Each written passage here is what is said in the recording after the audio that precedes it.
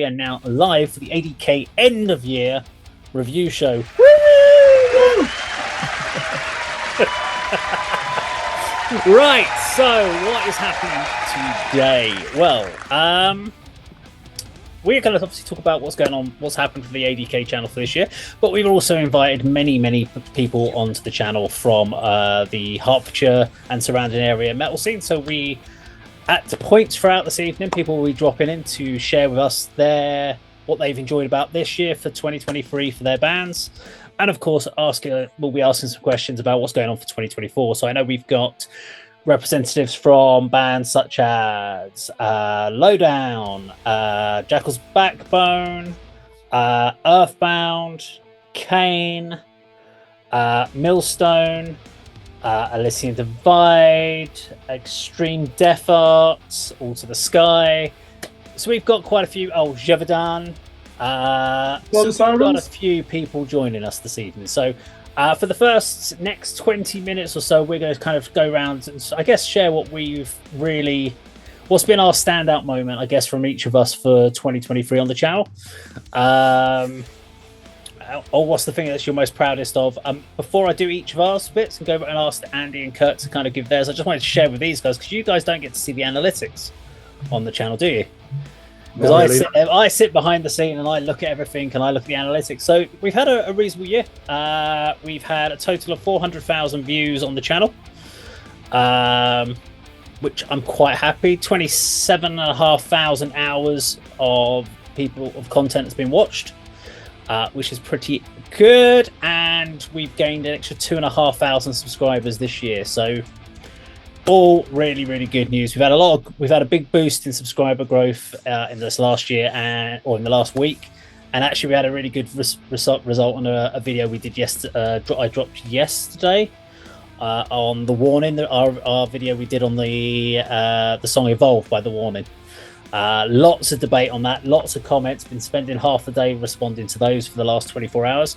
But can you guess what our number one best viewed or most viewed video is on the channel in the last 12 months? I'm going to go for one of the Floor Jansen, either one of her solo shows, or we've done several sort of live Nightwish performances, haven't we? Okay, so you reckon it's a Floor one? Okay. Kurt, what do you reckon what's our number one? I'm surprised if it's not a Japanese artist, but I don't know which one. Did we review a Baby Metal song? We have done Baby Metal, yeah. I wouldn't be surprised if it's something like that, although I'd be a bit disappointed because neither Andy or I actually like that band. So I can tell you Baby Metal was our number 5th most viewed video. Nightwish was our number 6th and number 10th most viewed videos. Our number 1 most viewed videos was Love Bites and the video we did on Judgment Day, which is the one we got absolutely destroyed in the comments. Not this year. That was earlier the year, wasn't it? That was right at the beginning. So that was actually off of their new album. So we were actually very democratic on that particular video in comparison to the one we did, which was When Destinies Align, where we were ruthless in that one. This time we tried to still be very democratic, and we absolutely got destroyed on that one still. So that's why we stopped doing Love Bites, because I thought they were shit. And so that's why I couldn't be bothered to go back to them. There you go, Love Bites fans. Back off. Don't give a shit. Right. Kirk was in the right ballpark as to the top performer there, wasn't he? Yeah, Asian metal. Yeah, there are quite a few, but Voice of Best Brock's in there. Nemophilia is in there as well, and also The Warning's in there. So yeah, we've had a good mix of songs. We didn't grow as much as we like, but I think what's been really interesting for us on the channel has been we haven't gone down the route of just going for the views. We have got the integrity that we've done, which means we have focused quite a lot on bands at grassroots levels. We did a whole load of stuff on that Lawn Chair Youth, focusing on that. And so I'm happy with what we've achieved and the integrity that we've done. But I guess for me, so what would be your standout you can have more than one. You don't have to just have one. But what have been the sort of standout things from each of you for this year that you're happiest about on the channel? Eva can go first if it springs to mind. Just shout out. Yeah, I've got a few things to say. I think Kirk will agree with one of them. But I mean, I think it's my own personal contribution. I've never done anything like this before. You know, must have been sort of summer of 2022 when this all started kicking off with the Meet Your Idols project, and then it's sort of grown into this channel. You know, it started with the three of us, either in various pubs around Hertfordshire or Zoom calls, or you know, the few times we was at Club 85, you know, reacting to videos. But I've sort of managed to sort of break out the comfort zone and done quite a bit on my own. You know, start with an album review.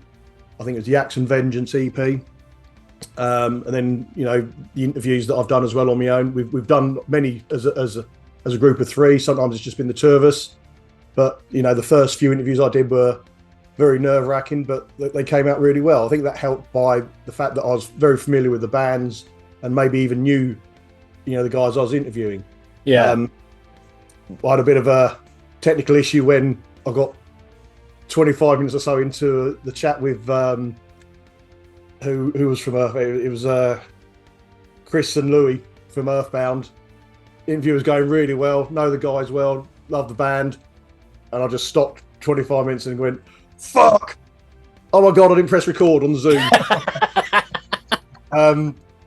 And we just had to basically start again. I mean, the guys, to their credit, were great, and we pretend, you know, we got our best acting hats on and made out like we were doing it for the first time, asking the same questions and getting the same responses. But the sort of personal highlight for me, I mean, I'm really pleased how the channel's grown. You said, Dave, I don't see the analytics, but I look at the video views and how, you know, the subscriber count is creeping up. I think we've just sort of recently topped over 4,000, which is great, I think, for what we do. But obviously, when the three of us sat on a Zoom call with the legendary Aaron Stainthorpe from My Dying Bride, which was a couple of months ago. But yeah, that was a real highlight for me. I was stalling on making it happen. I made the initial inroads. I think last December, me and Aaron spoke and said, well, he's had a busy December. Let's do it in the new year. I never took that leap to finalise the deal. Then, you know, one day Dave said, right, Aaron Stainthorpe's booked for this day. And I thought, get in there. Cheers, mate. Thank you. But yeah, really enjoyed it. Dog with a bone, me. Yeah. I need to be more like that. That's my New Year's resolution, one of them. Stop doing it tomorrow. Do it today. Exactly. That's the way to do it. How about you, Kirk? What's been your highlights this year? Yeah, for me, the channel has really taken off in terms of the quality of artists that we're interviewing. And also I like that we seek out artists within our area as well. I really enjoyed Metal to the Masses, meeting a lot of those musicians, seeing them progress through the rounds. Everyone we spoke to were really interesting, weren't they? Fascinating people. So first of all, thank you to everybody, certainly in the Hertfordshire, Cambridgeshire, Bedfordshire, Greater London metal scene. That you've really, we would be nothing without artists to interview, and really great to get to know some of those people. Personally, some of my idols, Aaron Stainthorpe, My Dying Bride, Tommy Victor of Prong, that was a dream come true. I really enjoyed speaking to Tommy as well. There's been some good progress, I'd say, in terms of interviewing underground cutting edge metal artists, a lot of them associated with that great label Season of Mist. I know that we've certainly I have interviewed some of those artists in the underground. Yeah. So that gives me great pride. But I would say probably the biggest achievement wasn't really mine, but Dave, when you managed to get Dino from Fear Factory on an interview, that's when I thought, right, we've stepped up here. Aaron Stainthorpe, Dino, you know, we've gone up a level. So that to me is the most symbolic moment of this channel's history, early history in 2023. And that's something that I'll be concentrating on, trying to do at least one interview each week. Whoever that artist is, whether that's somebody who's, you know, a platinum selling artist, or that's someone at grassroots level, we treat them all the same. They all deserve a voice and we want to speak to them. So yeah, finally, I'd just say though as well, highlights of the channel. I do like doing the reactions, and some of those different angles that you encourage us to explore, Dave. They're really enjoyable. But certainly, I think the ADK Rock and Metal channel's future is doing more interviews, isn't it? Would you agree? Yeah, I mean, so this is where our biggest challenge has been this last year is what are we as a channel? So are we a reactions channel? Are we a reviewing channel? Are we an interviewing channel? Are we a news and resource channel? Because you can't really be everything. And the problem is your viewership for reactions are completely different to your viewership for interviews. Now, I think we would all be happiest focusing on supporting underground bands and doing interviews with the established artists and the interviews with the grassroots bands and doing our support pieces. The problem with that is we can't get the interviews with the established bands until you have a viewership base. And we can't get a viewership base because we haven't got the artists that we're interviewing. So we're in a real chicken and egg scenario there. So the only thing we can really do is to try and build a audience based around existing content, which is effectively videos. But the only way to really do that is we haven't in the last, I'd say 3 months or even 4 months, we've not used the word reaction in any video. They're always review and discussion. So we're trying to separate us from a word reaction because we watch these videos, but we are there just to really just kind of break them down, talk about them in that context to try and build a discussion base and be completely honest with what we do. And I think we'll need to continue doing that into 2024. I mean, I go back and I think about where we were in December 2022.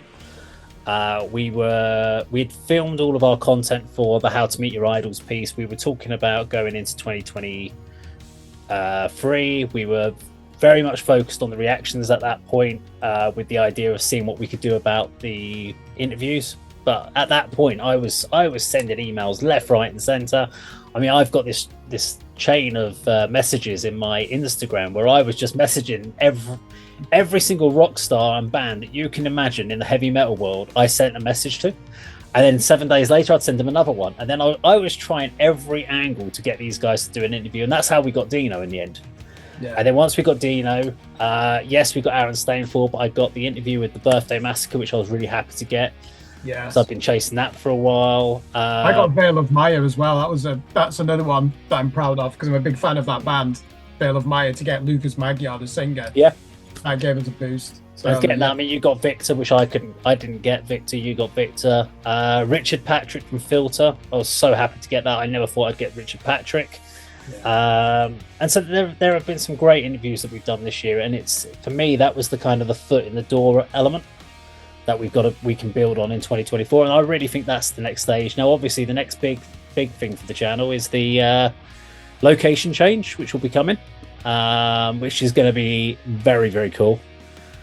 That's being planned, so hopefully some point in March we will have no more free video screens. You'll have the 3 of us in a room in the new studio.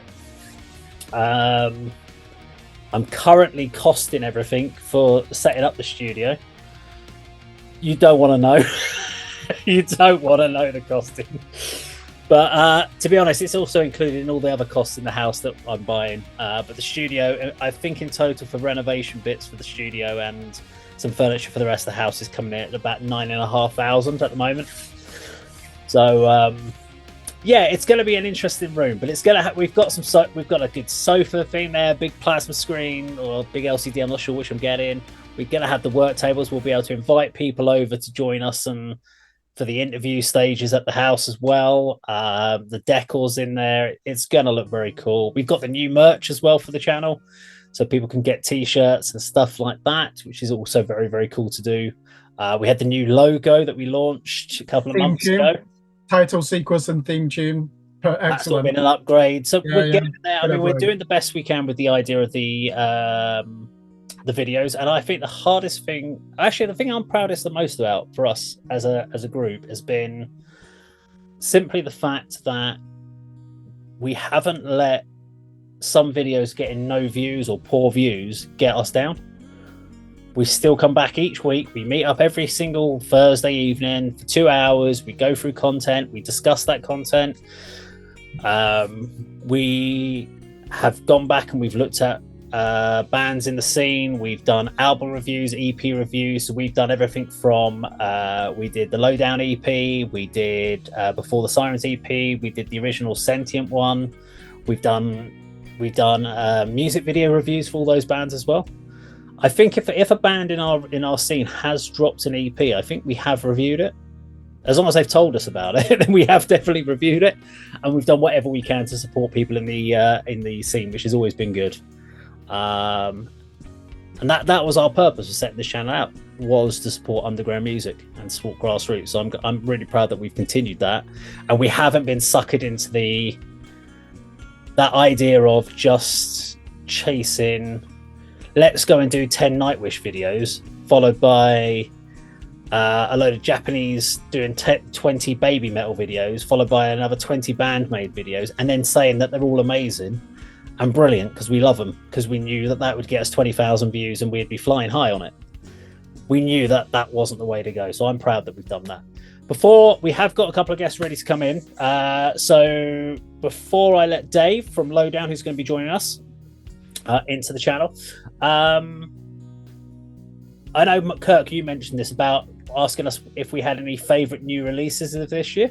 Now, I haven't listened to a hell of a lot of new albums that have come out. In all honesty, I just haven't got around to it, unless we've done it as an album review. But is there, I guess from Andy, has there been anything that you've listened to brand new this year that's been like an absolute standout for you? Oh, I wish you'd have given us a sort of crib shit, some prep to do, some homework. No, see, Kirk mentioned it, but we just probably weren't paying attention to it. I've come across some really great albums from the reviews that have come our way. Sorry, the early releases that have come our way. Yeah, it's terrible. I mean, for an album which we didn't review, or did we review it? Mournful Congregation. They dropped 2 this year. We did one EP of theirs. January. I don't know if we did both or one. I think it's just the first one. Exuviated by Mournful Congregation. Absolute classic funeral doom. They're the top of their game. This particular band, been doing it for 30 years. So I was really pleased that came out. But for sort of instant recognition, you mentioned earlier the Lawn Chair Youth project that we recently covered. I mean, that has been in the matter of the last few weeks. Cold Steel, we done one of their tracks. I can't think what it's called because I've downloaded Full Tilt. Yeah, I mean, I think all of us were blown away the moment that started for the whole 2.5 minutes. And as you said, Kirk, you wanted it to carry on because there's an abrupt stop when the song was just really kicking into gear. But that's sort of hardcore with an almost such an instantly recognisable sort of band lineup and an image, but the music just actually hit home so hard, instantaneously, which doesn't usually happen for me, unless it's one of my favourite bands. New stuff takes a few listens to be, really grow on me. But yeah, that was one, that was my sort of release highlights, I think. Okay. What about you? I mean, Kirk, I know you could basically talk for England about new releases, but can you keep it down to 2 minutes for me so we can get Dave in on time? Yeah, I mean, I've just been doing the top 50 albums of 2023, putting it together for Scream Blast Repeat. I'd like to integrate Scream Blast Repeat or affiliate that more with ADK as well in 2024. So yeah, these are the albums that have stood out for me. The best album of the year, Pupil Slicer, Blossom. They've got many friends in the Hertfordshire scene. They're a London band, aren't they? And the bass player actually filled in with Everest Queen at one point. Number 2, Dawn of Ouroboros, progressive. You're not giving us 50, are you? You're not going to give us all 50? I'll give you 6. Okay. Dawn of Ouroboros, Velvet Incandescence. Number 3, Tesseract, War of Being, one of my all-time favourite bands. Number 4, a New Zealand tech death band, progressive tech death band called Blindfolded and Led to the Woods, Rejecting Obliteration. I also really enjoyed a band from an Irish sludge metal outfit called Realm Kingdom. They put out an album in January, just before my father passed away, called Monarch, which I was listening to quite a lot of the time. Yeah, there's been some great albums. I mean, I'll just quickly, 30 seconds, one from each genre: thrash metal, prong, State of Emergency classic. Death metal, already mentioned Blindfolded Led to the Woods. I like that band Horrendous, who you two interviewed. Thought their album was fantastic. Black metal, a band called Omega Infinity. They put out an album called The Anti-Current, which was my number one in that genre. And then prog metal, number one was Dawn of Ouroboros. But I did like that album from the band Temic, who we are interviewing and will be on our channel very soon. So yeah, there's been many, and they're just a few of the names that have stood out for me this year. Cool. I've literally only got two things that kind of stood out. Well, there was a lot that stood out, but I didn't listen to that many albums. So of new releases that I heard this year that are actually still on my playlist, Before the Sirens EP. That hits. I listened to that quite a lot. I was actually chatting to Alan about. I was going, you really need to do an acoustic version of this song because it's so good and it would sound so great. And I was chatting to him about that. Which one, Dave? Which one do you think will get the acoustic treatment? Can you remember? I don't know if it was under Darkened Skies. I can't remember the exact one it was now. Okay. I messaged him while I was working because I could just. What I loved about it was the fact that Alan's vocals are so personal, and knowing Alan, I know exactly what he's singing about, and so it resonates more with me. I think from that point, having had conversations with him when we were doing like the Low video, and understanding where Low came from and what was going through his mind when he wrote the lyrics and stuff. And the other one, the album by Kariga. Yeah, it was just a fucking banger, and still love that track, all the albums. But weirdly, Tomahawk, that first one we really loved, isn't even on that particular EP, but it's still such a great bunch of songs there by the lads in Kariga. I had asked if they could be on, but unfortunately they couldn't make it onto the channel tonight, so unfortunately they're not able to join us.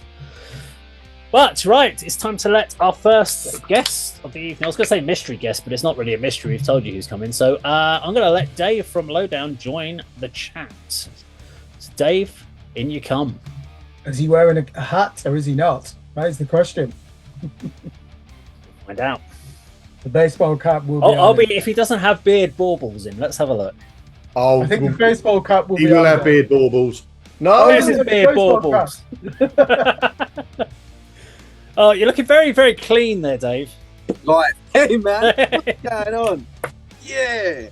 Hey Dave, how you doing, mate? Hello. Yeah, well, good brother. How you doing, man? We are very well, very well. Thank you for coming on.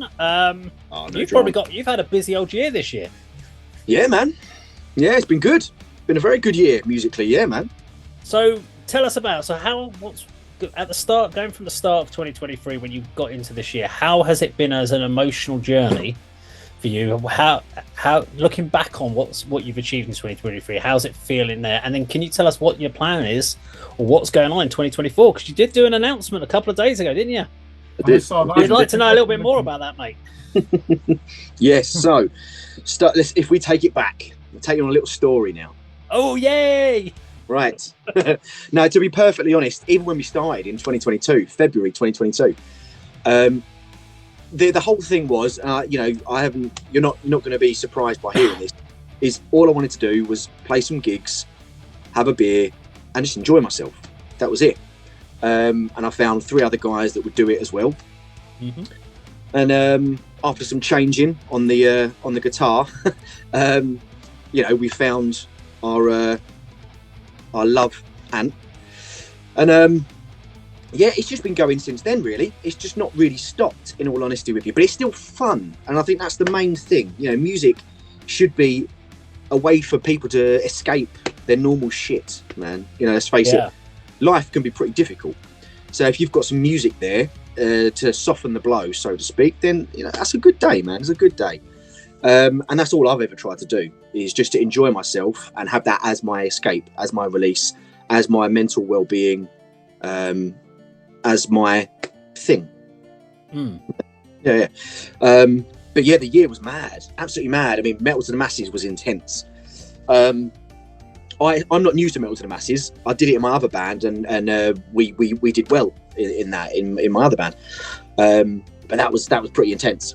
Yeah, it was good though. Very good fun. And I loved the way that every Sunday, that's it, right? We're going down Club 85. We're going to go and support XYZ, whatever band was playing the Hertfordshire metal scene. And it was great. just really, really good sort of comrade and family kind of vibe. Really good. Can I ask, when you at the final, Yeah. when your guitar was suddenly like not holding tune, what went through your head when you were like, "Fuck, I've got no guitar to play"? Is Yeah. this? Did you at that point just suddenly go, "That's it, we're out. That's it, we're fucked now because we're not going to be able to pull it"? Or did you go, "Fuck it, I'm just going to"? Because you were doing some big old 4 power moves and stuff and stancing on the stage and all sorts of shit going on. I mean, without sounding, I don't want to sound too preachy, but one thing that's always stayed with me since starting music, from ever picking up a fucking guitar, was something that my music teacher told me. You got to get 2 people off at a gig: the deaf guy and the blind guy. Even if they're not there, man, you got to do a good live show for the deaf guy, so he has something amazing to look at, and you've got to hit the fucking music for the blind guy. So that's something that's always stayed with me. So what happened was, my low, well, it's a C sharp string, but my low E string snapped at the end of the first song. You can't write it like that, can you? But you adapt and overcome. And to be honest, I never went into a show thinking we were going to win, because to me, all it was a half hour of power for me to get out there and spread the word of the riff. That was it. Yeah. It's all it's ever been. But no, when that snapped, I thought, oh shit, can I play the whole set augmenting to 7th or the 8th fret or the 12th fret on the G string? Can I play the whole set like that? And I tried to at the end of one of our songs, and I was like, no, this sounds dog shit, I can't do this. so I didn't. And I thought, loads of stuff goes through your head, but the main thing was, right, come on man, fake it till you make it. I've got to be professional, I've got to just crack on. So I cracked a beer open, and the rest was history. Fair play to Ant as well, because you only brought him in a later stage of the competition. Yeah, Dave, he was playing those pinch harmonics as well as you, all those scale fills, everything. So at least you had him to rely on. And I think he'd only been in the band for 3 weeks, even in the final, hadn't he? So phenomenal performance from Ant. And I know he obviously he lost some guitars this year. Can you confirm? Did he get those back or not? And yes, they did. Yeah, in the other band, In the Royal McCoys, yeah. So it was mainly his guitarist in the other band that I think was more trying to get everything back. But there was other stuff. But yeah, it wasn't Ant's guitar. Right. Yeah. But well done to Ant. That was he absolutely smashed it. Yeah, and I gave him a little reach around. He was fine. He was happy. So come on then, what's going on for 2024 with the band then? So technically, this would be a live exclusive to the internet, I suppose. Even though we put a little thing out, we haven't put any messages out or anything like that. We put a little post out. So we've actually It's the only reason we've invited you on, is to find out about this. Yeah, you know that shit. You know where your bread's buttered, boy. Yeah. No, to be fair, actually, completely going off a side thing. Merry Christmas to all of the ADK. Thank you so much for sticking with us this year. Thank you for last year for helping us along. So, I always try and encourage people to go over to, ADK and show some love, because you guys are doing an amazing thing. Not the first time I've said this, and it won't be the last. But I just think you guys are doing really good shit. So please carry on. I need to get some merch as well, but I'll talk to you about that later. Yeah. So we've signed a recording deal to do an album, and that's with Damage Records. And that is, we're going into the studio early next year, end of Jan, early Feb, to record the album. And that will be out in the shops and on vinyl. And yeah. Congratulations. Thanks, dude. Thank you. Now, are they going to be the songs that were on the EP redone, or is it a whole brand new set of tracks? It's nearly all brand new. So there's a few changes.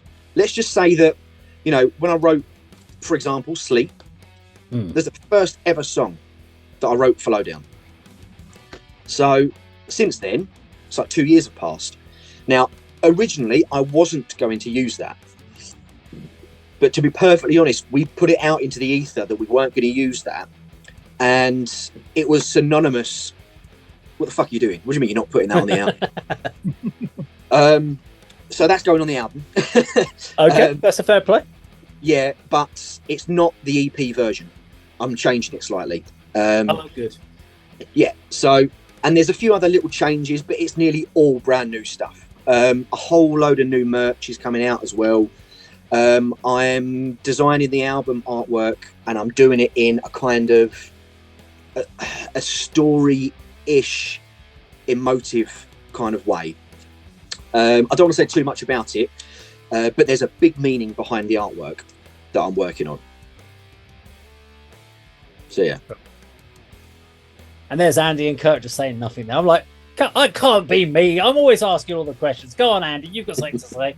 Well, I don't. I'm surprised Dave didn't sort of cover it on his sort of rundown of the year. But do you remember myself and Dave joined you in your little tattoo shop in Arsley for the music video? I do. Was that this Very year? much enjoyed that. That was this year, yeah. Was it?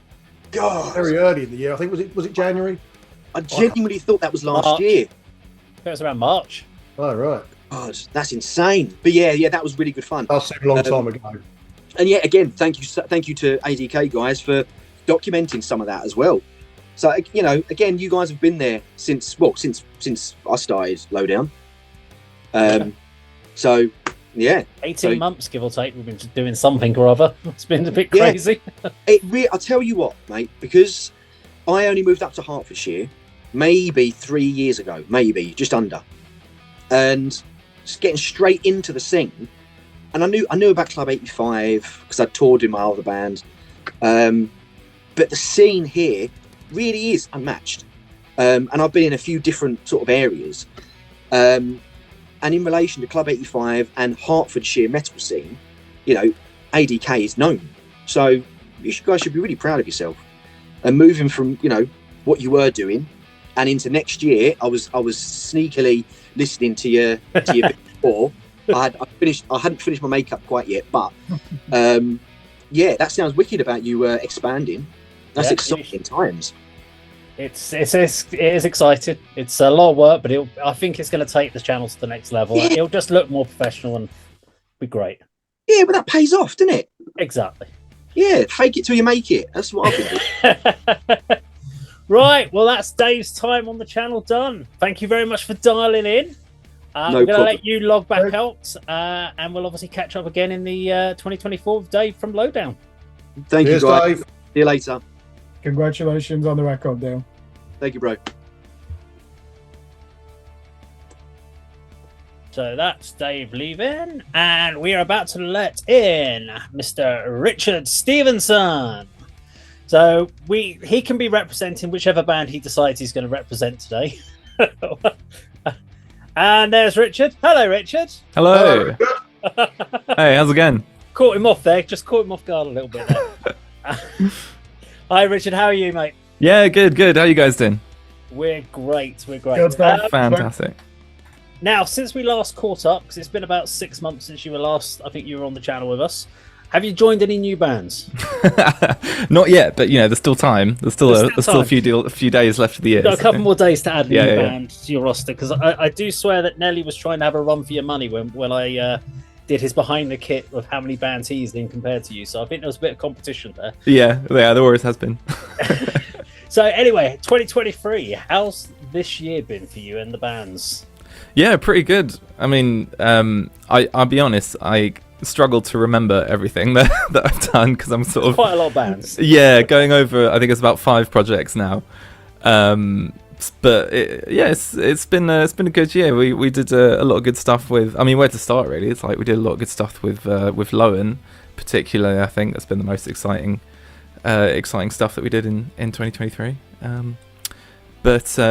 Covering all of them, I'd be here all night. So, Richard, can I just ask? Do you know? I saw the post. Lowen are going to be touring with Green Lung, and they're doing a UK and Ireland tour. Are you going to be playing bass on that tour?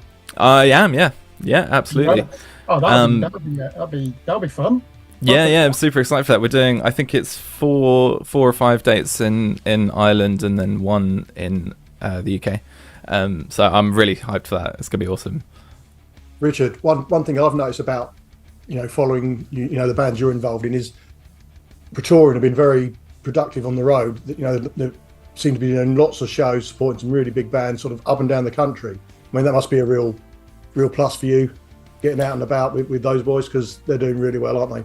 Yeah, totally. Yeah, it's always great fun, going off to random places that I haven't been to before with Praetorian, and we always have a good time. So it's good, and yeah, Wilkie and Tom definitely kind of drive that and do a really good job.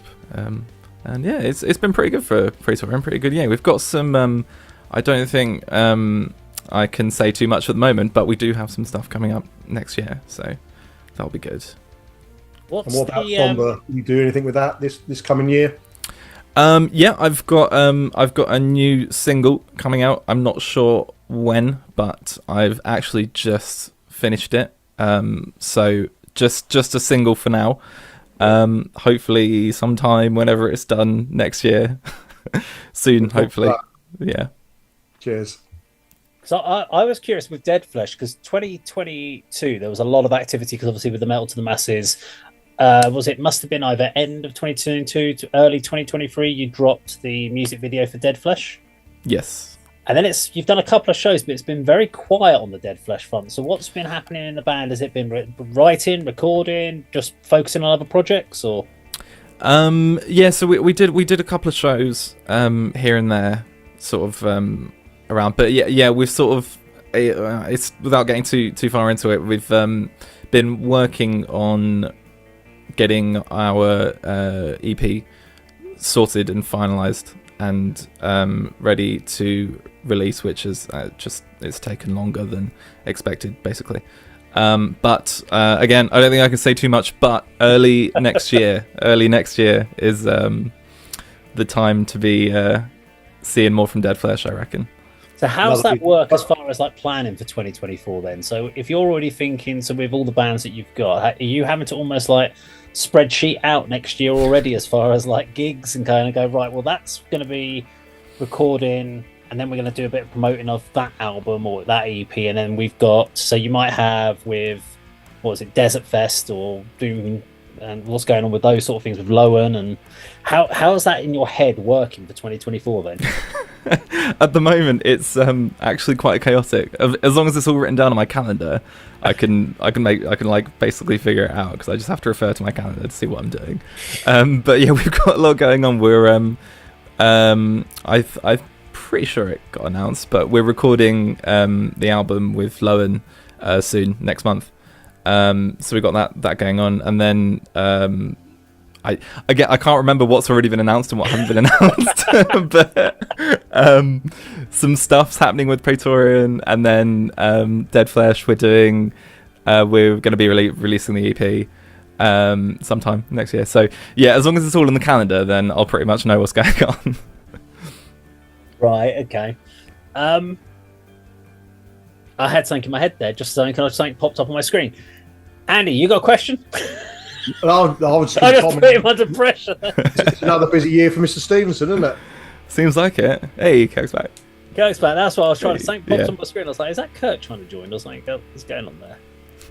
Let's see if he's come back soon. He always has some really good questions in this. I was going to ask about Dreadbeggar, because you had lineup changes. Of course, Dreadbeggar. Yeah. What happened there? Luckily, obviously, Tom sort of jumped in and helped you out, kind of like back in the band again. And I know, yeah. It was a bit of a shame, because we were gearing up to do our show at Club 85, which I was really excited for. And we were practicing with drummer. We had a drummer. We were all like ready to go when we were rehearsing. Spent a couple of months doing it, but it was just a last minute thing. He had to back out, and so we are once again drummerless. But we did it with the drum machine and had a good time. And we shot the video and released the single. And that was good. So it was all actually quite stressful, so I figured I'd sort of put Dreadbeggar on the back burner for now.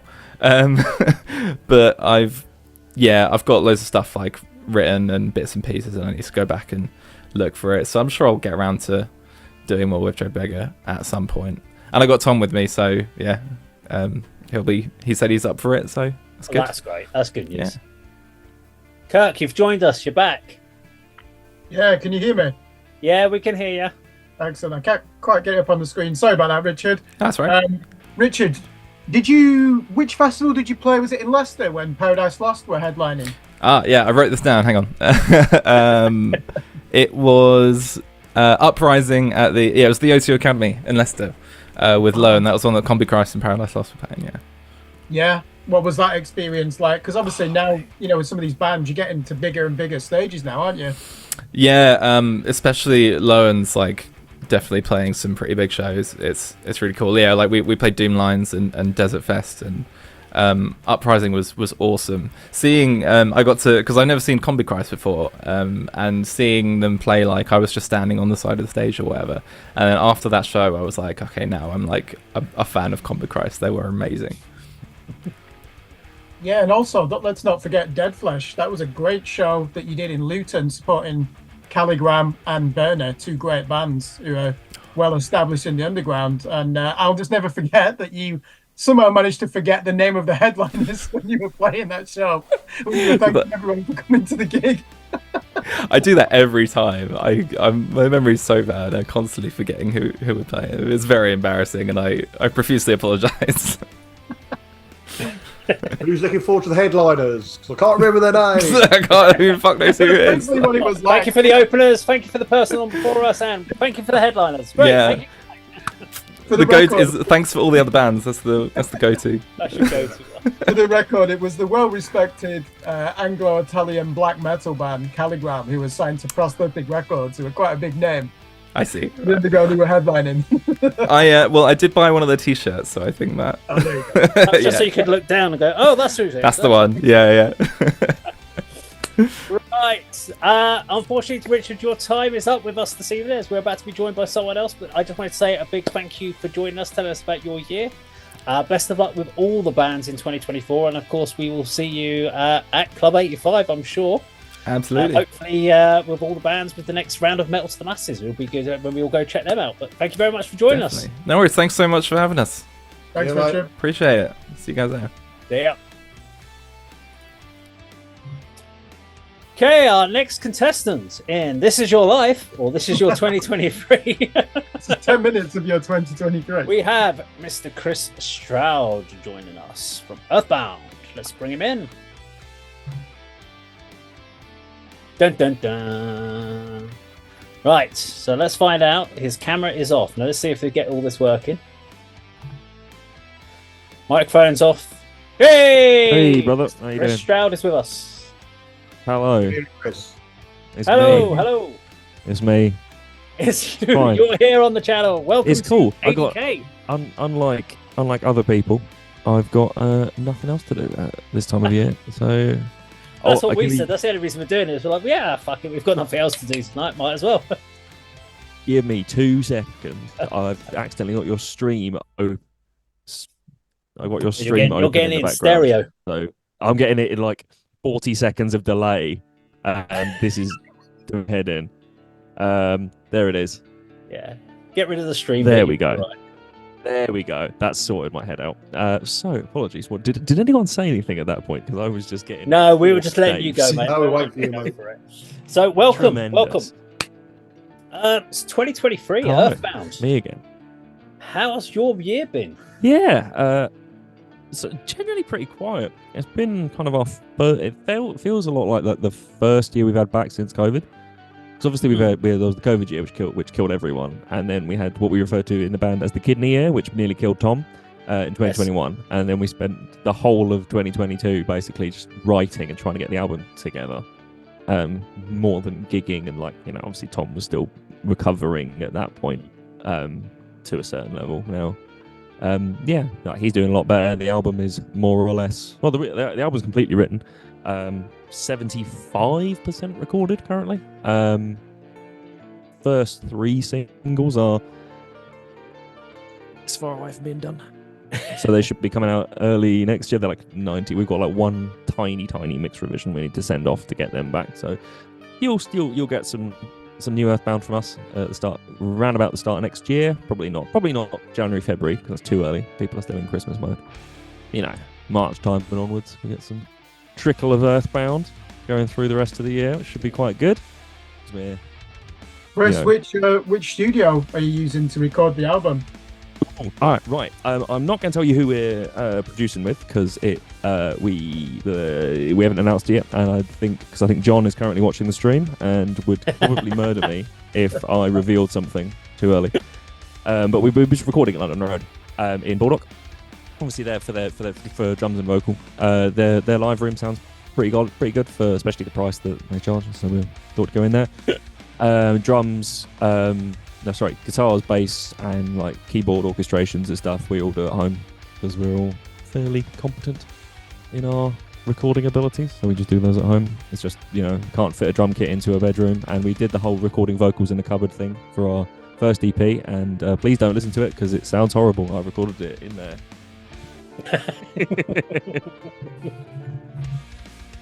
You mentioned that, Chris, when I purchased the CD copy when I saw you at Grimfest. Well, I love that EP. It's got some great songs. And the songs are good. That's the thing. The songs are good. Quality recording. Don't put yourself down, boy. It's not. That was me having just bought an iMac in my second year of university, thinking, I think I can probably record some of this stuff. Spoiler alert: I could not record some of that stuff. It was all positive stuff coming from that end, but yeah.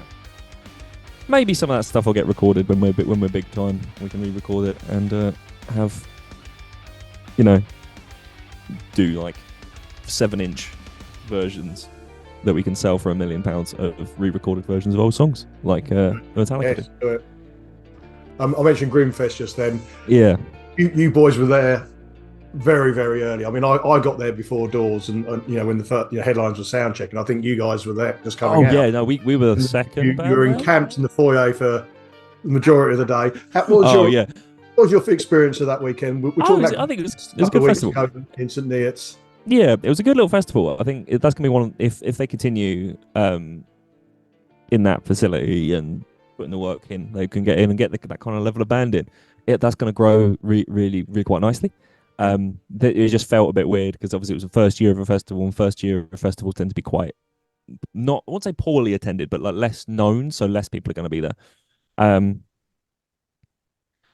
So we've got, but like the crowd was pretty. Actually, in fairness, the crowd that was there was really quite nice. I enjoyed everyone that was there, and there was there's an interesting mix of bands that are on as well. Because we started out the day with Extreme Death Art, local people that are on. Hilariously, when we arrived and spoke to Extreme Death Art, JP did not recognise me, or any of the band, despite the fact that we played with Elysian Divide on like 4 different occasions, which was quite funny. I'll have to ask him about that. No, honestly, yeah. I put my hand out. I was like, "All right, JP," and he looks at me and goes, "Do I know you?" I'm like, James recognised us though, which was nice. But yeah. But then the other 3 bands that came on were kind of like kind of electro trap, electro rock kind of stuff. Pretty interesting if you're into that kind of thing. I can imagine if you're not into it, you'll be a bit like, what on earth am I watching? I'm going to go get a beer. But if you're into that kind of thing, they were quite good. They're really nice people as well. Those lot. Followed by some hardcore. Yes, because obviously Own Your Life and Vendetta played as well, didn't they? Yeah, I think we were warming up during. I think it was Own Your Life were on just before us. Yeah. Warming up during that. They sounded nice. That's one thing. This in Neots, was it the Priory Centre? Is that what they call it? Yeah, good venue. It is a good venue. And like we were on stage, and I'm like, oh, this is good. It's been a long time since we've played with actual blinders. Because at 85s, the strobe is like a standard strobe, so it doesn't really like kill your vision if you accidentally look at it when it's firing. The amount of times I turned around to look at Ricky, our drummer, and got in the face, and I was like, I'm going to fall over. The only other time I've experienced that was at Bloodstock. The sound that weekend though was absolutely top notch throughout the day, and Kirk would agree that on the Saturday when he was there, they've done a really good job, didn't they, for the venue, the sound for everyone. Yeah, I'll definitely be going next year. And next time I'll stay over though, rather than rely on getting the train back to Stevenage from St. Neots, because that ended up being a bloody nightmare on that Saturday night. Was it strikes that weekend? Yeah, there were. When I got to the train station, there were 2 that were already cancelled, and the replacement bus didn't turn up. So that was a bit of a.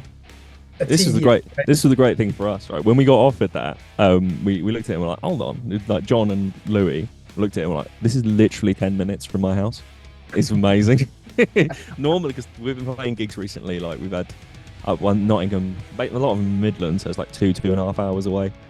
We have some that further north, so like 3 hours, and yeah, so it's a novelty to have one that's that close by that isn't Club 85, because otherwise it's just Club 85, really. That we get. Chris, one thing I like to ask people: what are your albums of the year? Any right. out for you? So we've actually put together the Earthbound albums of the year this year. So my pick was the Dying Wish album, Symptoms of Survival, because I fucking loved it. I'll bring it up in the chat. So Yeah, good album. The female vocalist, isn't it? So fucking good. They're so good. Yeah. Ricky's, our drummer, was the Green Lung album. Yeah. Tom's was the Blood Command album, World Dominion. World Domination, not World Dominion. Louis was Vila Varlo's solo album that he put out this year. And then John's was the Anchoret album. Was it? What does that say? It all began with loneliness. I've not listened to that, but John tends to like kind of spacey prog, so it's really quite good. Yeah, that Green Lung album's getting a lot of love, isn't it, this year? It is. We found out hilariously that Green Lung's drummer, I think it was their drummer, does the same yoga class as our drummer's dad. He was just talking about it. He was talking about, like, as in Ricky's dad was talking about, my son's in a band when he was at his yoga class, and it turns out the guy was like, oh yeah, I'm in a band. We're called Green Lung. So that's apparently a thing. But if you're talking about actual bands that are kind of on the small end of things that probably deserve shouting out, Fellowship put out an EP like 2 weeks ago. It's like a Christmassy power metal EP, which is quality. A number of singles came out from 40,000 Leagues this year, who are a band we played with recently at 85. We brought them down from Manchester, and they went down a fucking treat because they are so good. We had a point where we were warming up. We were like, lads, we made a mistake. We booked a band that are too good to go on before us. But no, they were really, really good, really nice guys as well. Crown Solace, if you're into your symphonic metal, they're a band from, I think, the West Country. Kind of symphonic metal with a like high vocalist, except you think it's a female, but it's not. It's a bloke, and he's a countertenor, and you don't see very many of those. They're so good. War Shepherd from Plymouth, melodic death metal, quality people. I spoke to them at Warhorns Festival this year. Great set, great bunch of people. Want to gig with them next year, but Plymouth is in the middle of fucking nowhere and is about 4.5 hours away. So we'll see. Gévaudan's album came out. That was really good. If you want to listen to one song for 45 minutes, as we all do. Andy does, yeah. Umbra. No, it's so good. It's so good. Really good. Must Kill, obviously, all their stuff they put out this year has been the EP they put out. The Tribe of Ghosts singles. There's been so much stuff that's come out this year, man. Acadian put a load of good stuff out. And towards the end of the year, we had Rive, who were fucking quality. And Yes.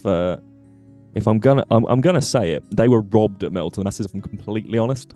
The only thing that went wrong in their set is they accidentally put their click out to the front of house for the 2 bars of one of the songs. Only thing that went wrong. They were robbed. What did you think of the Killer album? It was all right. There you go. It's all right. Kirk, I'm going to cut Kirk off here because he could talk for England now about albums. He's brought so up a can killer I, 'cause mate. they were robbed So at can the I. Club This is- 85 there you go. If you want to fill content, if you ever want to fill like 5.5 hours of content, just put me and Kirk in a room and tell us to talk shite. Talk about the latest albums that have come out. Yes, that's Kirk. We have to cut him off, otherwise All of he's those like a bands crackhead. should be We have to checked out. cut him off. Otherwise, he'll be all night. Unfortunately, Chris, our time together today is unfortunately at an end. Right, As our next guest is due to join us. So just a big thank you for joining us this evening. And of course, we'll wait for the new album from Earthbound next year. Yeah, it's coming out at some point next year. Bye bye. Thank you very much. Thanks, Chris.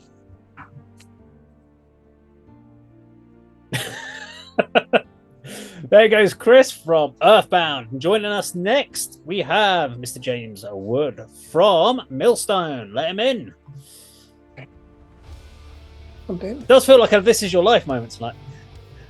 Come on down! Eh? Forms live. It's James from Millstone. Hello, there we go. I can find Hello. How are you? Not too bad. How are you guys? Good. Very well, very well. I usually kick this one off. So, really, 2023 Millstone. How's your year been going? Or gone? Not much of it left. Yeah, pretty much done now. Since I'm in Scotland for holidays, it won't be any more band stuff till 2024. So yeah, and no, it's been really good. We've had a fantastic time, the four of us, over the last year. It's been quiet in points because people are so busy. Normally I'd blame the others, but a lot of that's down to me being away with work and stuff a lot of the time. But when we have had the chance to get together, it's been great. We've had some fantastic gigs, a great time in the studio back in January. It's just been another really good year with some good guys. Andy? I just want to say thanks for a great show a couple of weeks ago at a new venue for me, and I think for the local rock and metal scene, the Lounge in St Ives, where you performed with one of our favourite bands, Own Your Life. I was a little surprised when I turned up. It looked like a wine bar, but there's a stage and equipment set up near the door. So you got the obligatory punters walking in, glancing over, thinking, what's this? And then heading to the bar across the sort of main bulk of the audience. But yeah, that was a really good show. Again, the sound was great that night, I thought, and your set was fantastic. Really enjoyed it. Thank you very much. I think you're not the only one that had those thoughts. Turning up and going, I'm not entirely sure what this is going to be like. Yeah. I think up until the first downbeat of the first song of Own Your Life set, I think all of us were wondering, is this going to be awful? But then, yeah, it turned out to be a really good night. I think everyone had a fantastic time, us included. Yeah, can we expect possibly an EP or an album next year, James? I would love to say yes. It's one of the things we're a little bit disappointed with this year. We'd always intended to follow up on Path to the Grave, which obviously came out back in January, with some stuff this year. I think I said something to that effect on something else a little while ago, so I've been proven a liar again. But again, with us being so busy. But no, we are very much intending on getting back in the studio to at least get a few more tracks out across 2024, hopefully early doors in 2024, once everyone's worked off the mince pies and we've had a few practices to get things back in order. And get ourselves in as soon as we can. It should be great. Can I? Okay. Yeah.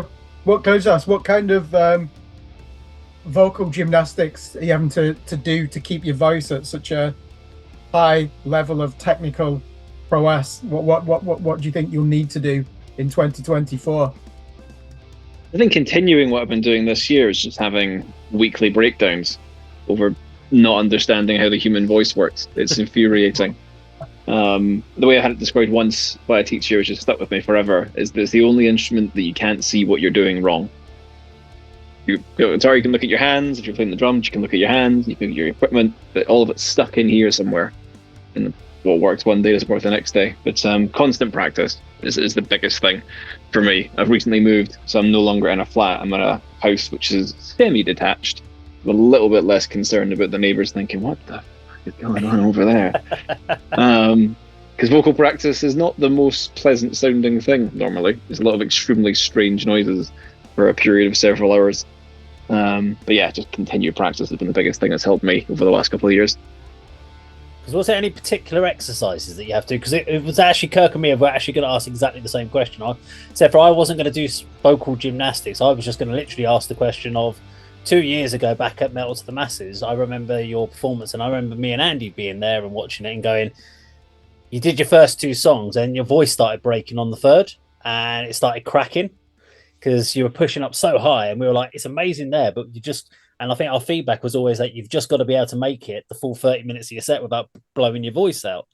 But in more recent gigs, you've been able to do that. So I was like, you've obviously been doing something to strengthen it. And I wasn't sure if it was a particular vocal exercise, or is it just a case of strength training, or... So it's kind of neither, actually. I mean, for me, for a long time, that's what I thought the answer was. This must be something I'm doing wrong. And to a degree, it was. I got a number of lessons a couple of years ago, which sorted a lot of that out.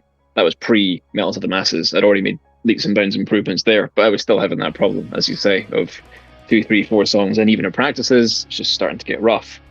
But I had a eureka moment, and I've had quite a few of those over the last couple of years, which have been the big points where something's really leveled up. It's just that I'm singing too fucking loud all the time. Even in parts of the song where I don't need to be. It was always louder is better. If I can be louder here, I should be louder here. But pulling back and making a really conscious effort all the time. So again, not a specific exercise, just something that I bear in mind now. Pretty lively, don't overdo this bit. You don't have to. It will still sound great if you just eke it back to 80%. Rather than trying to go hell for leather constantly. Because then, like you said, by the third song, the whole thing is fucked with a capital F. Because I remember watching you at the must have been Metal to the Masses or one of the shows there, and from your point of view, you're very much trying to put on a visual performance. So I noticed that in the last Metal to the Masses, there was a military type jacket going on, and it's you're doing a lot, but I didn't see the other guys. So is there something you're trying to put together a visual show from you? Is this something we can see from Millstone as a band, or is it all going to just be something that you're doing, or is the band going to incorporate elements? What can we expect next year from the visual point of view? It's something we've discussed a number of times. There's an element, and it's absolutely fair enough. I think either way around you look at it, that I am the one that's most comfortable making myself look like a twat. if I think there is the slightest possibility that doing this would look cool to someone, I'm happy to give it a go. Right. Whereas the others are a bit more keen to focus on getting the instrumentals just so. Carl especially, Lee as well. And Simon, bless him, is stuck behind the kit. So he can be doing whatever he likes. No one's going to see him to a degree. So we're more or less happy for me to take on the bulk of that. So the big jackets, getting the makeup on, the fake blood. And I love it. It's theatrics, and that's what's one of the many things that draws me to metal as a genre. So getting to really sink my teeth into that is always good. So I would say for 2024, more of the same. I'm always thinking of new ideas and new ways to, as I say, make myself a bit of a twat in the name of drama. And can we expect anything like a music video next year? I would love that. But again, the real question comes down to time for us. We've got a very limited amount of time that we're all in the same place. I think it's one of the things don't get me wrong, I'm sure every band in Hertfordshire struggles with this, but it does feel sometimes that we struggle with it more, even just from the perspective of the amount of gigs we've had to say no to over the last few years because one of us is not here, away overseas even working. It's been really frustrating. If we can get the time in between doing a few more gigs and getting again these tracks out, which is going to be our main priority, I would say, I would love to get a video done. But we want to make sure that it was the best video it could possibly be. And rather than something, look, we've got a weekend, let's see what we can throw together, it would be a bit of a project. Excellent. Kirk, anything else from you? Because we've got the final 1 minute before we've got our next guest joining us. Yeah, I can talk quickly. Let's finish it again. What's do you have an album of the year? Oh, for fuck's sake, every time, Kirk. Really? I mean, There's always some consistency. Listening to. It's good. That's his go-to I question. couldn't think of anything for James. That's a good question, Kirk. Album of Don't the year. encourage him. I am. No, I think it's a good question. I'm going to go off-piste by A, not choosing a metal album, and B, not actually remembering off the top of my head the name of the album. But the new album by Rival Sons that came out a few months ago, I have been hugely into. They're one of my big inspirations overall.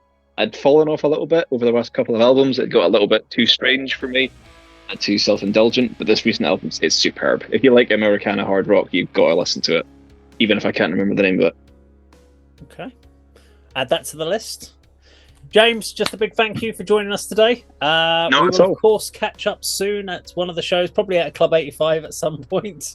Almost certainly. It feels like our second home at this point. But thank you for joining us today. Thank you, James. No worries, guys. Enjoy the rest of your day. Take care. Okay. Next on the chopping block. Who's next, guys? Any guesses? Rage. Rage. Oh, no, not Rage, because you told us his time slot. Rage is later, unfortunately. It's Henry. Jake. Is it Jake? No, we have Mr. Michael O'Neill. Nelly is right in the room. No. Dead Flash. Dead Flash. We're going to get another viewpoint on this one. Sing it back to me. Dead Flash. Dead Flash. Bet he says incest. Behind the kit. Going to talk about behind the kit. Hello. Good evening. Hello. How are you? Testing. Can you hear me? 5, 6, 7, 8. Testing. Hello. We can indeed. How are you? I'm absolutely marvellous, sir. How in the dickens are you? Oh, Will, why are we talking like this, for fuck's sake? Because we are from Books of Charles Dickens. Good day to you, gentlemen. Good day. Ah, humbug. Oh yeah, but no, it is the season for bar humbug indeed. Much bar. Get me a goose. The biggest goose yes, you can find. Do you have a fine goose, Andy, for us to have? I'd love a goose, please. I do need to. Oh, actually, he has a voice. I wasn't expecting a voice. Yay! He's playing. Yay! Marvelous. Your fault. This pleases me greatly. So how are you? Because we've obviously had Richard on, so we need to talk about how many bands you're in at the moment. Oh, a lot. You're in a lot. So, cover. did you join any new bands in 2023? Yes, I You did, didn't you? I did join a new band in 2023. Because you have so much free time. Because you know, what more could I possibly want but more bands? I'm working on them like Pokemon. You see, I'm going to collect them all. Collect every single North Hearts band. Yours will be next. I've got Tribes in my sight. So anyway, 2023. Go on then. Tell us about your year this year then. Well, good news. I haven't shat myself royally at any point during this year, which for me is a massive achievement. And even more so, I didn't shit myself while playing either, which again, I'm sure every band that I'm in will appreciate the fact that that's happened, because there is, I don't know if you've experienced this when you partake in going to the bathroom and unloading upon said porcelain, that sometimes a bit of a whiff, just a cheeky bit of a whiff. But as a person who's dealt it, you don't normally smell it. I can confirm that normally if I've dealt something, I'm like, fuck me. Oh, that's a bit smelly. So if I think that's bad, God only knows what you would think if you're on the other end of that, especially if you're trying to play a gig. So, good news, with the lack of shitting myself this year, I feel like we managed to achieve gigs that didn't stink, at least literally. You've achieved something then. Exactly. So that did we achieve any recordings this year in any other groups? That's a good question. I think no. I think all of the recordings were last year. Yeah. But none of them are out for multiple bands. So you recorded them all, but they've just been sitting there. Yeah. Basically, yeah. They all have different narratives as to the reason why they're still not out. Right. But at the end of the day, they're all just sitting there. And I think it's now reached a point where all of them have passed the 12 months of when we got the original or the final mix back. Kirk, any questions? Go on. You've got to have questions on that. Come on. No, I was going to say, who's the latest band in North Hertfordshire that you've joined then? Hellgrave. Oh, that's it. Right. Okay. Yes. Did you not know that, Kirk? Somehow forgot about it. Oh, that's not good, Kirk. Because I'm talking about that. We're going to have to revoke your status. No, here. wait, after the Dead Flesh gig in Luton when you were sporting Burner and Calligram, weren't we talking about the vacancy? We were. So funny enough, has Kurt told you about how he saved me? What, from like bad decision? Okay. Or? So then this is a story from this year. So but you got 5 minutes to tell it. so let's go into this and my own stupidity. So I'm playing a gig with Dead Flesh in Luton, I think back in July, something like that, around that time, wasn't it? Yeah. So the lovely people of Castle Live, they put us on down at the castle. And they're absolutely marvellous people, and lovely little gig. So we go down there, we go put it on, play a show, marvellous stuff. They've obviously got rid of the car park I used to park there. So it used to be nearby. There was like that gravelly car park. Obviously that's gone now, so I had to find a new car park. I work in Welling, and there used to be a couple of people who lived in Luton, so I was talking about car parks. And one was like, oh, there's literally an NCP down the road. I'm like, perfect. I know NCPs. I parked there previously for many gigs before. Smashing work. I'll go there. I get to load off all my stuff, go off the park, find the NCP quite easily. I'm like, brilliant. I'll park in there. Fantastic. Someone's on the way in, so I don't really bother reading any of the signs. In I go, park the car up. Marvellous. Off I go to the gig, play the show, marvellous stuff. Blast beats galore for everybody. Yay. And then I then get to about 10 o'clock-ish time. I think, you know what, I should probably start putting my stuff in the car now. So let's go get the car, put the stuff in the car, and then that will then, be ready for when I wish to leave. So I go to go get my car, and on my way there, I realised that the very open areas of the car park that you would use, or that I did use to drive in, were now very closed with shutters. So I'm thinking, okay, well, maybe they've got this overnight kind of thing that maybe I just need a code. I go up to the door, clearly walking door open. King. Oh, that's not very open. Okay, that was fine. Just kick the shutter. Maybe that will just jump around in front of it. Movement. That doesn't move either. I finally decide to read the sign, which tells me it is open from 6 in the morning until 10 in the evening. And I'm like, the time is 10 past 10, and I am not getting my car. I have a band practice the next day with Listening Divide and Dead Flesh and Stevenage, and I also now don't have a car to not only get my stuff into, but I don't know where to get it, how to get it out of the castle at the moment. So I'm a bit like, right, I need my gear, but I don't know where to put it. Thankfully, I was giving Grandad, who is one of the guitarists in Dead Flesh, a lift to Luton, which means he now no longer had a ride home. So he called his mum. Classic. But mum saved the day because she then drove over, and then she was very kind. She took my gear, so that meant at least it was in Stevenage. They live in Stevenage, so I was like, okay, why don't I finally get my car? I can go to their house first, get my stuff, and then go to that practice. Right. Easy. So that at least solved that problem. So as they drive off, it's now 11:30 at night, and I stand there and I go, fuck, what do I do? And then at that point, Kirk has a cunning idea of going, I've got a room at the Premier Inn. I'm like, brilliant, excellent. I can go get one. So I go down to the Premier Inn, I walk in, I'm like, hello, I'd like a room. They're like, we're sold out. I just go, this is Luton, isn't it? But yes, all the rooms are gone. No. This is Luton. You definitely have a room. No, we don't have a room. I guarantee they had a room. They just could not be asked. Let me have a room. So I was like, damn it. Okay, fine. So I skulked back, and thankfully, castle was going on for hours and hours and hours. So I just started drinking at that point. I was like, well, if I'm going to stay on the streets, I might as well be drunk. And at that point, Kirk is drunk enough to go, shall we try and sneak you into my room? I go, that's a solid idea. That's a solid idea.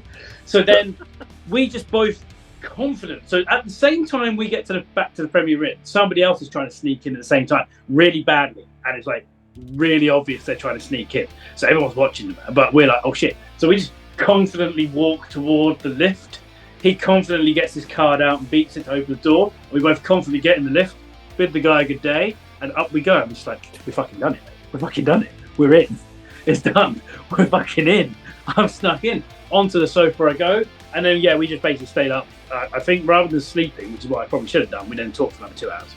Which was perfect, because whilst talking, Kirk is clearly fucked.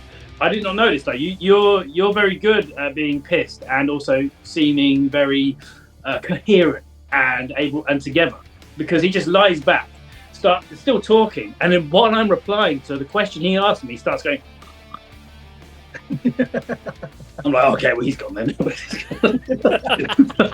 either has to drink or I'm already fucking boring. But at least he let you finish your answer. Normally he starts another question before you can get an answer back to it. So what do you think about this? Well, Kirk, and what do you think? Well, gee, let me finish answering you first. Come on. No, he was definitely letting me. We even listened back to an interview he did with Burnham, I think it was. Yes. Yeah, so we listened back to the Burnham interview, which was it was quite good. But I know I thoroughly enjoyed it. It was a good night, and thanks to Kirk, I actually got to sleep a little bit rather than stay on the streets in Luton staying awake. Because, Luton. I say Luton, yeah. So come on then, tell us about 2024. Then we should really talk about what's going on for the plans, because obviously you've got a lot of bands sort of ideas going on with Hellgrind and Elysian and Altar and Dead Flesh and whoever else you're in now. I don't know. I've lost track now. And of course, your YouTube thing that you're doing, talking Dirty Mike and the boys. Dirty Mike talking bollocks. You should join us more often. There you go. So you've got what's planned for the future then? Please, when this comes out, please link me to this, because I'm then going to link this to the guys in Dirty Mike and just be like, we have a new talk show. It's going to be called Dirty Mike Talking Bollocks, and it's all because of this. I haven't yet got a premise for it, but I'm going to make one. You can make it work. I will find one for it. But yeah, so I think this year's plan, based on what we've done last year in multiple bands, was to release the music. Obviously, hurdles were found. So I would like to assume that at least one of the bands may release some of the songs, if not all of the songs, currently put out. If all three of them do, or four of them do, it could be four, then I will be over the moon. But at the moment, I would settle for one of them. So we'll see what happens. My main goal is finding one of the bands to put something out that we recorded 12 months ago. That'd be nice. That's your goals for next year. If we can do it before next Christmas, I will be so happy. I've got a question for Michael. Oh, you go. Hello. Hello. Hello. Can you cast your mind back to the summer? Haddon Beer Festival, All to the Sky. Yes. It was, I think it was a Friday evening, August, July. Should have been an absolute scorcher. Should have been an absolutely fantastic event. Beer Festival in North Cambridgeshire. Very well put on. Lots going on. But unfortunately, you performed to myself, my girlfriend Leslie, and your mum and my dad. Parents. How did that feel? How disappointing was that? And you had a long set as well. Did you have about an hour set? We had about an hour set, and then it absolutely chucked it down with rain. And for the summertime, went down to like 10 degrees. I turned up in just a t-shirt. I was bloody freezing. I was like, what is this? How is it the summertime is so cold? We'd worked most of the year getting some of the covers down that we put into it. We didn't have enough original stuff, so like covers, let's do some covers. Although there was a banging cover that we now do. Tina Turner's Proud Mary, that's the one, because Hells absolutely nails it vocally. And there's also something Gary seems to do with the guitar that it somehow made the song, even though it's a cover, very much sound like our version of it. So even though the gig itself may not have been like the greatest of all time, off the back of that, having that cover in the bag, I quite like that. But also, there was some banging burgers and banging hot dogs at that very place. So I'd definitely go back to Haddon again. That was a great place to play. But it wasn't... I don't blame people for not coming out, because I wouldn't have gone out that day either. Yeah. I think but my parents got to see me live, and my mum said I was great. Do you know what? There's just we had that video we did right at the beginning of the year, January, February, when we were at Club 85, when we were talking about this festivals and the amount of them, and how many festivals are dropping because they can't get pre-sales because there's just too many of them. And we talked about Grimfest because obviously it was their first year for Grimfest, and next year should be better because hopefully you'll get more pre-sales because it was a new festival. You won't get that, and I think that's one of the things we saw. So many of the gigs you went to, Andy, where you filmed for that on behalf of the channel and picked up, the attendance levels are way below what you'd expect for the amount of quality of the bands. Absolutely, yeah. And also seeing this issue of bands thinking that the best idea then is to put 20 bands on and charge a $5 for it, and then they go, well, that didn't work. And I'm like, well, stop charging a $5. Just value your music, guys. Do something better. Or put a better sometimes you get the opposite of that, where that does work. And as a band, having done a couple of them with Outright, we'd always be like, oh man, because you know that normally later in the night, that means you're going to get loads of people there. So we'd be on one of these longer day ones, and they'd be like, we're going to put you on at 5 in the afternoon. And we'll go, oh man, like no one's going to be there. It's been going from 2 in the afternoon, and we're halfway, if anything. But you kind of look at it as a band, you go, well, I mean, it'd be good to at least get to know the promoter. Maybe that can open up some doors for different gigs. But that's kind of how you start looking at it. then there have been times when I've turned up for those ones, and we've had us and the bands around us directly have had the most amount of people, and on opening and closing, they've emptied. Yeah. Because it's gone on so long. That is a worry. It's always a problem. So you end up thinking that you're in the bad slot because you base it on what you're like doing, but actually it turns out the headline band had less people than you did because people just were tired by the point that they got further on. That stamina just couldn't keep up with anymore. Unlike Andy, who can like do 8 hours. I totally agree. And in all day, the early evening bands, 5, 6, 7 are going to be well attended, and people are going to slope off home, as you say, call it a day because they actually can't take any more metal or they're fatigued. So it's a tough one to sort of schedule really. It's also one of those things, I suppose, when you're in a smaller festivals where it's mainly unsigned bands, it's really hard to call the headliners because you're not a headliner, you're a last band to play. Unfortunately, because no one brings a crowd because everyone's unsigned. You don't really have a band that's got an audience base that's going to come out to see you. So really, your best bet is always middle of the bill, because then at least you've got the people that came for the earlies, the people that are coming in later for the later bands, but at least you get it. But first on, last on, you don't really want to be, unfortunately.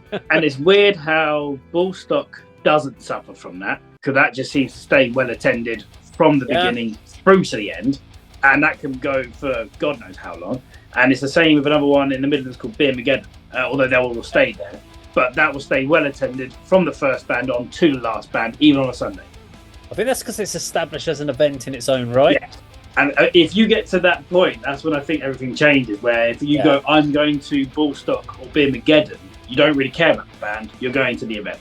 Yeah, exactly. And then you just see the bands that are on. And if you're not watching one of the bands, you're just out there grabbing some food or having something to drink. You're just hanging out with friends and stuff like that. But Nelly, it's time for you to go, I'm afraid, mate. Got to kick you off the channel. I've been booted already. I was going to say I didn't swear, but I think the first thing I did when I came in, I swore. So yeah, I understand. Yeah, I'm sorry, you got to go. Got to fuck off, Fuck mate. you guys. I'm going home. Oh, actually, I'm already home. See you later. Thanks for coming on, mate. Have a good one, man. Enjoy yourself. Ciao, ciao. I'm back again. Yeah, there we You go. didn't say incest or tickly balls. No, he kept it relatively controlled. Right, I was processing about achievement of 2023, not shitting yourself on stage. It's a new one, isn't it? Would you expect anything else from him? Have we got Jake next? I think we've got Jake, haven't we? Jake should have been here 10 minutes ago, so Jake unfortunately was a no-show. He's probably like me, having problems connecting. Yay! Jumpo! Hey! Wow, he's showing us his guitar collection today. Today? It's always been there. Oh, yeah, but we haven't seen it. We're just going to sit there going, get that one down. What's that one? What's that one? Oh, I mean, I can. I mean, that's what you like. We're just 10 minutes of you showing us guitars. I mean, I'd watch that. You probably would. How are you, mate? You all right? Not bad. So, 2023, we're going to get straight in here because we've only got 10 minutes with you.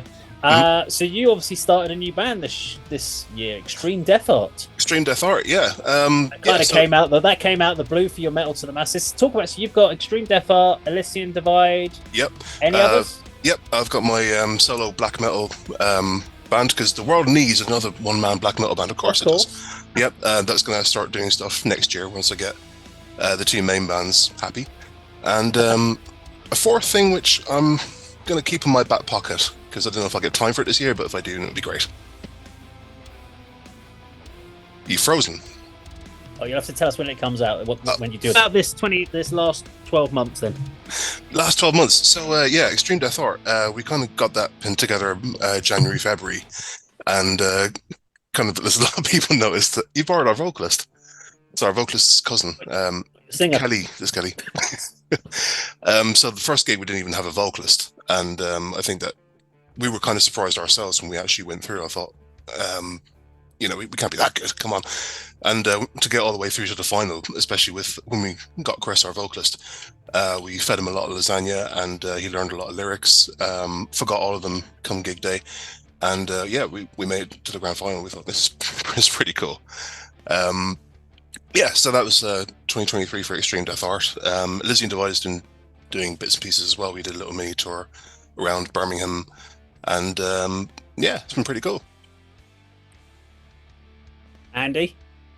Yeah, I was just going to pick up on. Well, you've already been discussed this evening, John. I don't know if you realise we had Earthbound, and he was very disappointed that you didn't recognise him at the Grimfest. A couple of weeks ago. Yeah. So basically, what happened? Do I know you?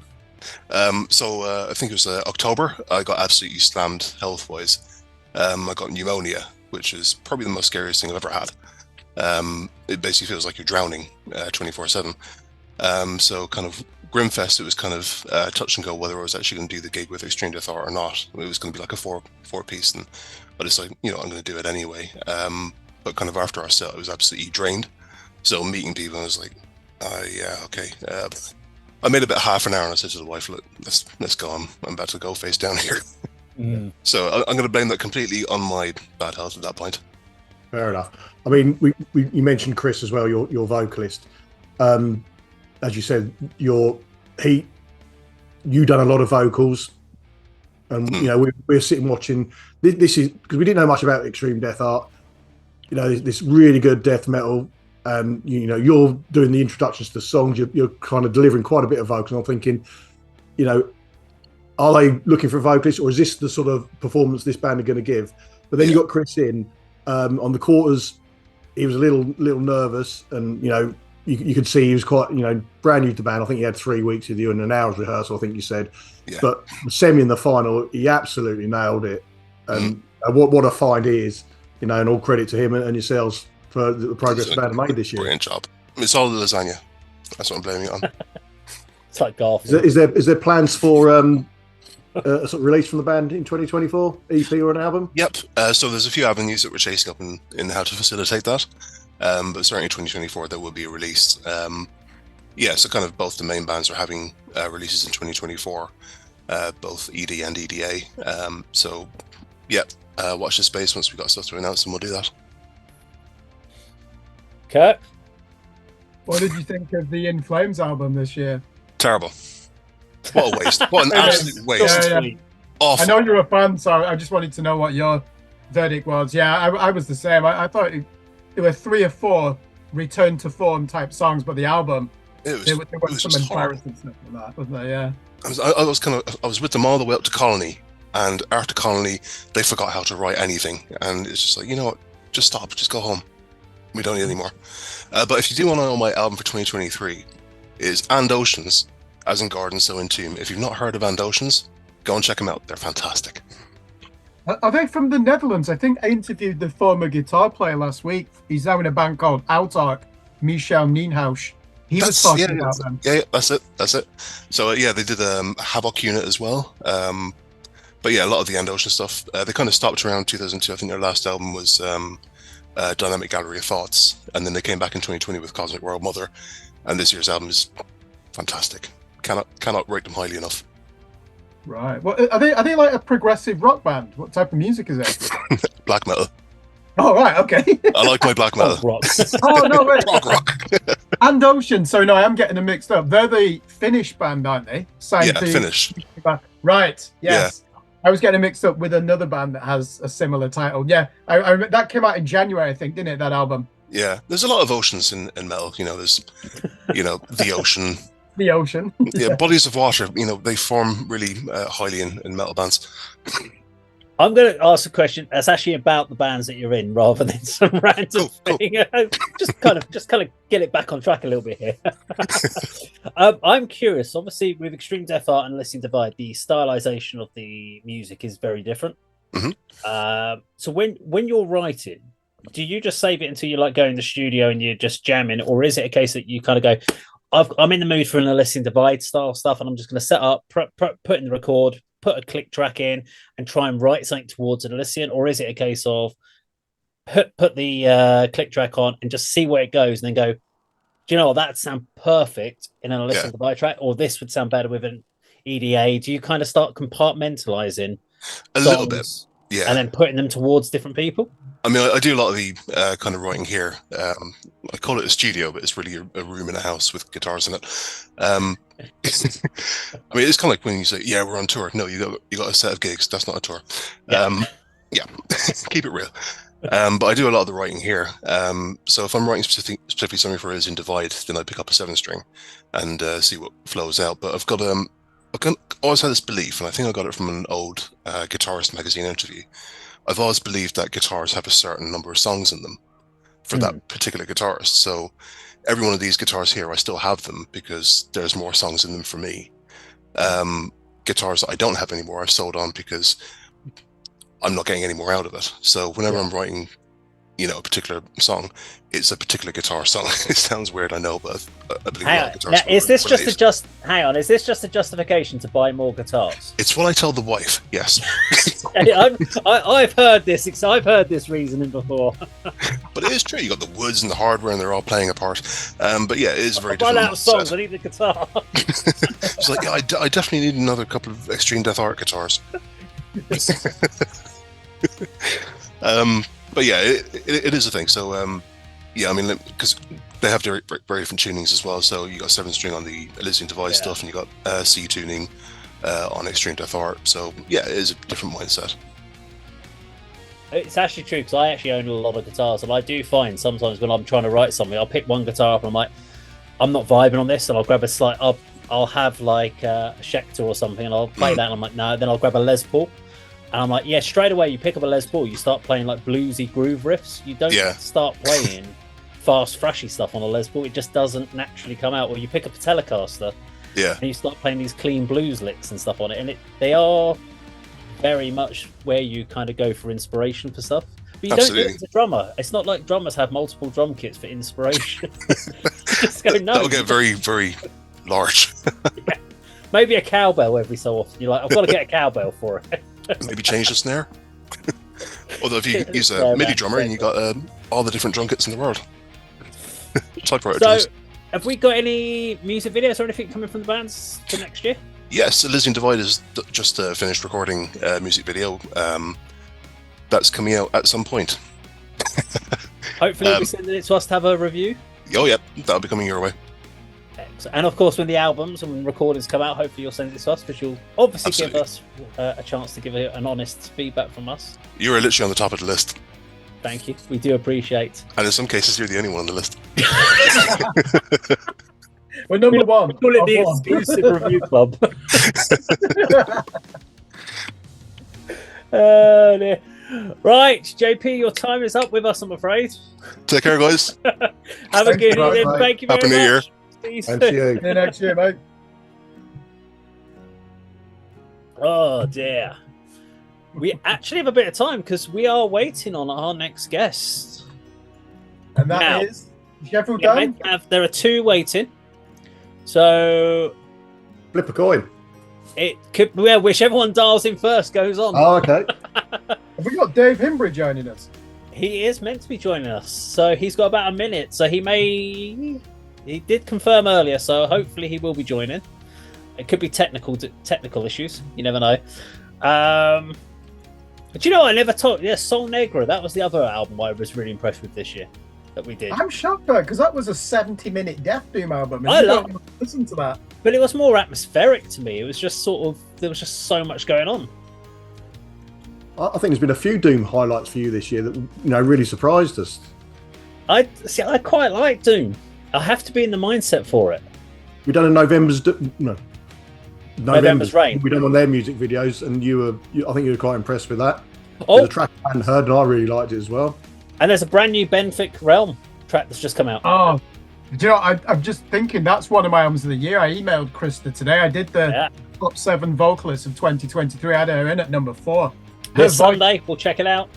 Phenomenal. Yeah, can't wait. When we're doing our reviews this Sunday, Benfic Realm, and also the new Telescribe video. You were there. You're not allowed to comment. You can answer questions instead. I can't say anything about it. If you're not, can I abstain from that review? You appear in it, don't you? And then you did that skit about me. I think the word you're looking for, Kirk. Right, come on then. Let's. We have a guest. Let's let him in. Who's it going to be? Here we go. Dun, dun, dun, dun, dun, dun, dun, dun, dun, dun. He's coming. His microphone. Wait for the mic. So if it was Scarlet Ember, we could say she's coming. Yeah, that is true. Hey! Hello. David Hi, Hembry. Dave. How you David doing? Embry. Doing good, guys. How are you? Very well, very well. Welcome to the channel. It's your first time on. It is, yes. We have tried all of last year at some point to get you on for Metal to the Masses, and we're like, I think Cassie represented in the end, but we've got you on finally. We got It's there. good to be here. Yeah, it's got all a bit chaotic with Metal to the Masses trying to do all this stuff, but Cassie did a good job. So 2023, Gévaudan.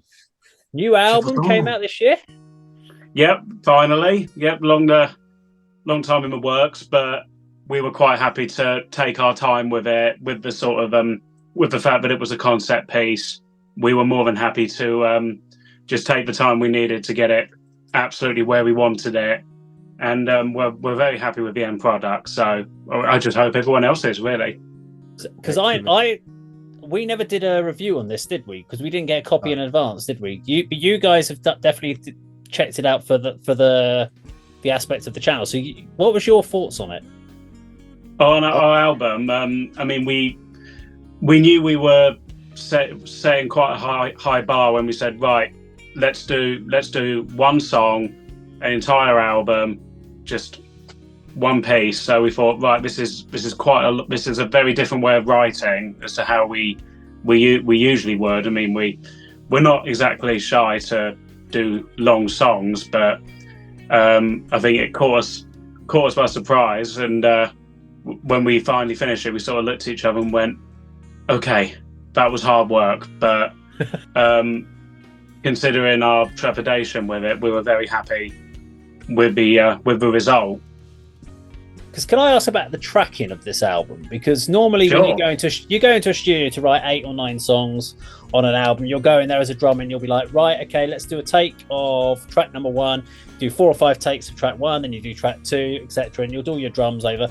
But of course, your album's effectively a single song. So how did you approach? You can't have played like press record and replay the whole thing all the way through, did you? Well, that Or would have did been you nice, break it into but- sections? No, unfortunately, we are incredibly lucky to be working with a producer, Mike Exeter, who has done work with the biggest bands on the planet. The guy's an absolute gem and really made it easy for us. But our approach to it was, we took individual sections. I think it was 4 in the end, where we said, right, okay, here's 4 sections where we can focus on this bit, get that bit right, and then we can move on to the next one. There was always a little bit in the song where we could, Mike, being the wizard that he is, could sort of magic us out of the mix and then put the next one into it. So it was 4 sections, focused on one at a time, and we wouldn't move on to the next one until we were happy with the with each movement. So yeah, 4 individual pieces mushed into one big slab. Oh, so did you actually do did you do like section 1, every part of section 1, and then every part of section 2, or did you do like drums for all 4 parts first, and then bass for all 4 parts? How did you approach that? So we instrumentals, we recorded it in one room together with the stuff isolated. So so instrumentally, we'll do it all. We'll do it live, much as how we did it with the last one. And then once we got that together, then Adam would do his vocals over the top. And I tell you what, he was an absolute trooper, because he managed to get pretty much all the vocals of that down in one day.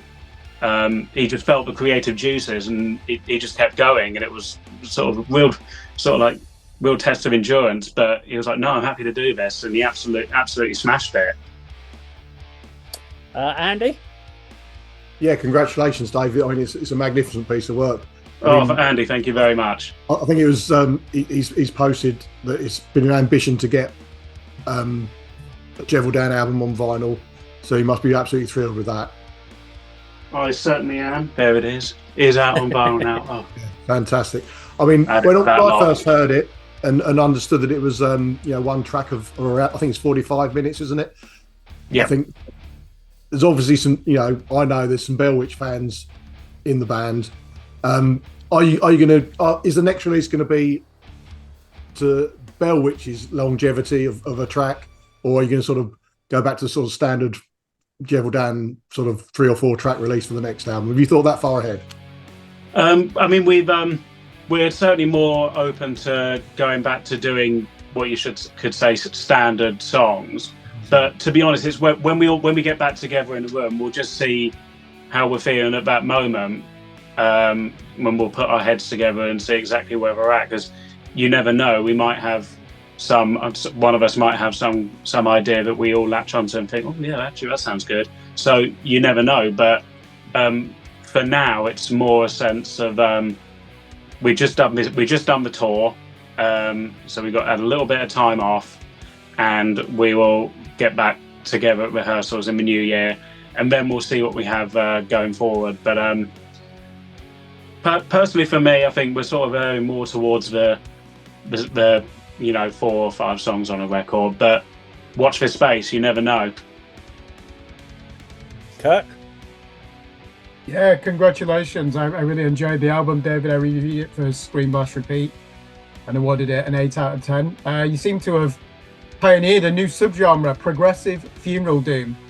Does that that amuse you? I quite like that one. Yeah, it's it's certainly a unique take on the genre. But if it's original, I hope I'll take that. But we actually did get a pretty good, interesting quote in a review today from the Screaming Shaman that was like, well, it's definitely funeral doom a la Bellwitch, but it's a little bit quicker. So at points it feels like Bellwitch, but Rain in Blood. It's like, okay, that's 2 ends of the spectrum there. So if we go into funeral speed metal soon. Maybe that's a challenge. Yeah, I quite like that. That's David, interesting. So I see that the vinyl comes out on that Belgian boutique label Moise Music, and they released one of Dave's favourite albums from a band called Sol Negre. Can you just tell us how that arrangement came into being with that Belgian label? Well, it was because we saw that they were doing a sort of like a festival in Belgium at a castle, and we thought, wow, well, this is fantastic. Doom metal bands at a castle. I mean, come on, talk about the perfect place. So it was our bass player Andy reached out to them and said, "Oh, are you looking for bands?" And like, well, not at the moment, but send us some stuff and see and we'll have a listen. So we sent him a new record, and they came back to us and said, well, actually. We really like this, and we'd like to work with you. And so it was very lucky how that came together. But so it sort of all came out of the us basically inquiring as to the festival, which next year Skepticism are headlining. So that's going to be excellent. Our label mates Eldest here are also playing it. So really good guys to work with. Lucky to come by them, and we enjoy very much working with them. Yeah, just one more thing that intrigued me about the album as well. What are some of the non-metal influences on this 45-minute opus? Because it's quite a dynamic journey as well, isn't it? What are the non-metal influences from you that come through on this record? For me personally, I mean, I would say it's definitely listening to a lot of the addition of synth was fantastic for me, because I'm very much into sort of like 70s prog, but prog that's kind of dark. I mean, like, for example, like one of my favourite bands is Comus, and even though there's not so much, shall we say, drums on that, it's mostly just sort of like bongos and stuff like that. But it was prog, but it was really dark, and I was really enjoying being able to sort of replicate that sort of get that sense of darkness through, but also in the lighter sections, in the space rocky. There's a space rocky section in the middle. So my influences come from bands like that. But of course, I'm towards the end of the album, I'm a massive punk fan. Anyone knows me, so I snuck in a couple of D-beat segments in there. I don't think anyone noticed, but I did. But I noticed, and it made me happy. So they're the non-metal influences. The others, I don't know if I can speak for the others, but I think all of us were listening to a lot of post-metal at that time. And then we started feeding off each other, like, oh, I've just listened to this band. Oh, I've just listened to this. And so, I suppose that does fall into the sort of in under the metal umbrella. But, we've got our own influences going on, and we're quite happy to bring our own influences to the fore. Excellent. Dave, unfortunately, your time is up with us this evening. We've got to let you go again. But we will catch up with you, I'm sure, for Metal to the Masses next year. And of course, whichever down at whatever shows we can get. Will you be playing at Club 85 again? Who knows? I personally would love to, because for me personally, it's a very special place. We've got 2 shows booked in next year. One at the Cart and Horses in Stratford. That's with a Luna, so that'll be a good one. And we're also playing Ruination Festival in Bradford next year. That's with 40 Watt Sun, so our guitarist is naturally very excited about that, because his love for Patrick Walker is not exactly secret. But that's going to be a wicked gig. So we've got a couple of those put in.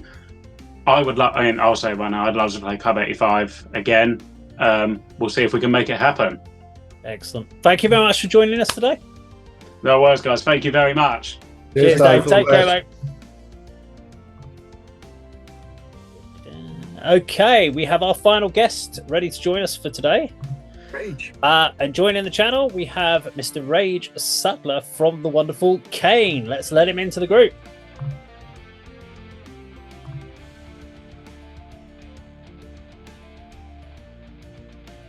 Hey, we have Rage. How you doing, Rage? Hello, how's things? I'm good. Yeah, we're very well. You were like the first person to dial in at 7 o'clock this evening. And we're like, well, hey, you got a bit of time here, mate. I just saw 7 o'clock in the meeting and I forgot the actual time you specified. So I thought, oh crap, I better get on for 7. And then I looked back at the message and I was like, oh yeah, no, it's my fault. So yeah, you're a bit late. You're a bit late. You got a bit more time to worry about. But how have you been? I'm okay. It's been a hectic couple of weeks. So it's been a busy year for you guys, and well, for yourself personally. For Liam, of course, we're going to ask you a little bit about Liam. Yeah. After your shoulder operation, now with Liam with his arm, but yeah, 2023, going through what you've done, because me and Andy talks. We're both Patreons of Kane, and we talk about the Patreon deal that you do and the amount of work that you put into promoting your band, the gigging. All the shows that you did when you brought over Riot Act, etc. So tell us a little bit about how 2023 has been for you. So when we started the year off, we were just planning to do the usual sort of gigs we'd normally would do. But the back end of 2022, we'd obviously toured with Lillian Axe and Riot Act. And we jumped on with those guys as kind of a last minute thing. Their support pulled out. They didn't have any equipment to play the UK with, so we agreed to share our equipment. We jump on and did a number of dates, and that was successful, but it obviously put us in touch with the people that sort of manage those people and look after their tours, and thought nothing more of it after that was concluded. I'd put some feelers out early on in 2023, say, we're available for touring, festivals and all that, and got completely shut down. No, not interested, no thanks. So I thought, fine, that's it, we'll just move on as we would do normally. Planned a 5-year show for the current lineup, which was in Colchester, and that's really what the plan was to just continue with our Patreon recordings, of course, put out those releases, because we're a bit behind on those due to COVID. We're still catching up a year behind because we lost a year during the pandemic. So yeah, we pushed on with that, and then out of the blue, it was like, do you want to be the main support for Chris Holmes, ex-Wasp guitar player? And I was like, well, yeah, we would like to do that. So we put into the wheels into motion to do that, and we went out with him across several dates in sort of England, Wales, and Scotland, and that was a unique experience. Obviously, Chris is quite a well-known character in heavy metal. Most people know him for the sort of the Death of Western Civilization video, where he's in that pool downing that bottle of vodka, completely, drunk out of his mind. And he's very much a character. I don't know if you've seen some clips of videos of him. He's very much a character. There's one incident on the tour where somebody told him to turn his guitar down, and he sort of jumped off stage, and it went viral. He went absolutely ballistic, and he was absolutely right to, because we were due to play. What's that venue in London? I'm losing, the Boston Arms Music Room. Yeah. And the people at the bar were complaining the music was too loud, so they came in to tell him to turn down while he was sound checking, and it all kicked off. And so he was probably right to tell him to F off, to be frank, because it is a bit ridiculous when you've got a music venue attached to a bar. The bar is actually separate from the music venue, but the people in the bar were complaining about it. It's like, well, if you don't want the loud sounds, don't put the gigs on. And he's got to be the loudest guitar player I've ever heard. But it was that was a good experience, and it was interesting to go on him. And obviously he was playing both his own material and Wasp material. I never thought I'd be supporting someone playing Wasp songs on the in my life, to be honest, but it happened. So we did that, and again thought not much more of it. Great, got that one on the belt, and then got Right Acts management got in touch with me. The guys want to come over and do a short run in the UK, promoting Fire Down Under. Do you reckon you can work with it? And I was like, yeah, I could probably do that. Obviously, I'm a fan of Riot and the album Fire Down Under, so pretty much that day I had the phone call from the manager. I had all the dates sort of slotted in, all the venues lined up. It was quite an easy sell, so people were quite happy to take that on. And then I acted as sort of the core manager and promoter for the whole thing, which is both a blessing and a curse. It's a blessing in that you can control everything. It's a curse in that it's bloody stressful, and it's all coming out of your own pocket, And so, but fortunately, we'd made enough money on the Chris Holmes tour that we could swallow a bit more on the Right Act tour. So it swang around. We didn't lose on either because we managed to make it work. We sold a absolute ton of merch on the Chris Holmes tour as well, so that kind of paid for the rest of the year, if that makes sense. Because I could ask you loads of questions, but I'm sure that Andy's probably got a few, and I don't want to take all the questions away from Andy. So, Andy, I'm going to throw over to you for some questions. Yeah, I mean, just a few points. I mean, Dave touched on the Patreon and your ethos about the band, and I just wanted to say I am so impressed that you live and breathe your band, because you're always putting content out. You've got this Patreon scheme. You do so many gigs up and down the country. I just wanted to say thank you for what you do, really. Well, cheers. I mean, it's what we do, isn't it? It's fun. It's meant to be, yeah. Yeah. One point I would like to make, I saw you in Cambridge recently on the Right Act sort of string of dates, and that is a great venue. That is always full. And then, unfortunately, sort of shortly afterwards, I caught sight of your Colchester show, and I think you were posting sort of videos throughout the evening, sort of live, and it was just such a disappointingly low turnout. How do you, as a musician, sort of deal with that? Is it just something you accept, or do you still get disappointed? Do you think, well, let's not worry about this one? We've got so much more to look forward to. How do you sort of approach that sort of situation? I think you mean the Southend gig we did. Yes, sorry. Yeah, that's obviously Southend is obviously in South Essex, which is, for me, has always been a tough area to break. Southend has one big music venue, which is the Chinneries, and if it doesn't happen there, it doesn't happen anywhere almost. So I trusted the promoter, and I still trust the promoter. He just had a bad night.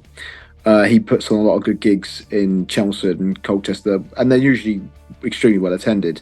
So I think he's taken a gamble a bit and reaching out to Southend and trying to start setting up there.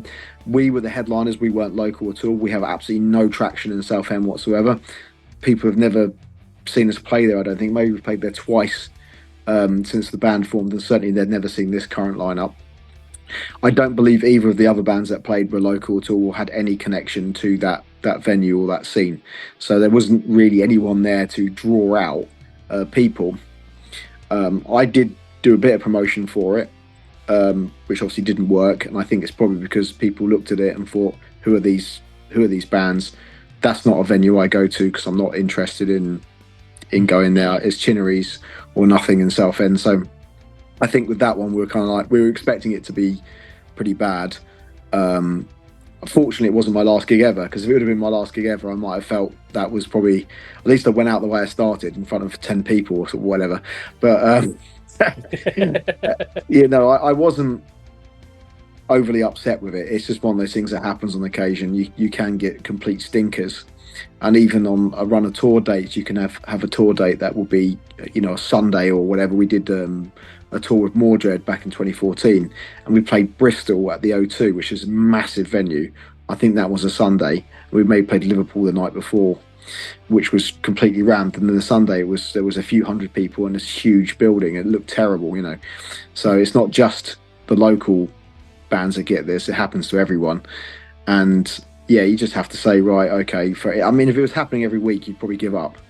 But fortunately, that was the only gig we did this year rather, that had less than 100 people at it. So I can't really complain. That's fantastic. I mean, you touched on there that you would have been sort of bitterly disappointed if that was your last ever show, because just to explain to anybody who's watching, you've had a shoulder operation, which has been, if I remember rightly, sort of scheduled and then rescheduled, and you've managed to get in, well, I can do this tour or these shows in between if it doesn't happen. And and then at this point, you were explaining that, yes, the operation may go well, but you may never play guitar again, which is very, which is sort of heartbreaking for a fan like myself. But then you've posted that within a matter of weeks, you're back in the rehearsal studios before you've even had your sort of physio to help your recovery, and you must be absolutely thrilled. Yeah, so I've had a shoulder problem for about a decade, and I've had all the treatments from physio to steroids and everything, and it has nothing worked basically. So it came just before COVID. They were like, okay, we're going to give you the surgery because it's the only thing that's going to clear this. And it actually got worse over the COVID period as well. COVID meant there was no surgery, and I developed other problems. So I had calcific tendonitis in my tendon leading up to the shoulder. I had bursitis in my shoulder, which is the fluid sac. It had expanded beyond the space available in there.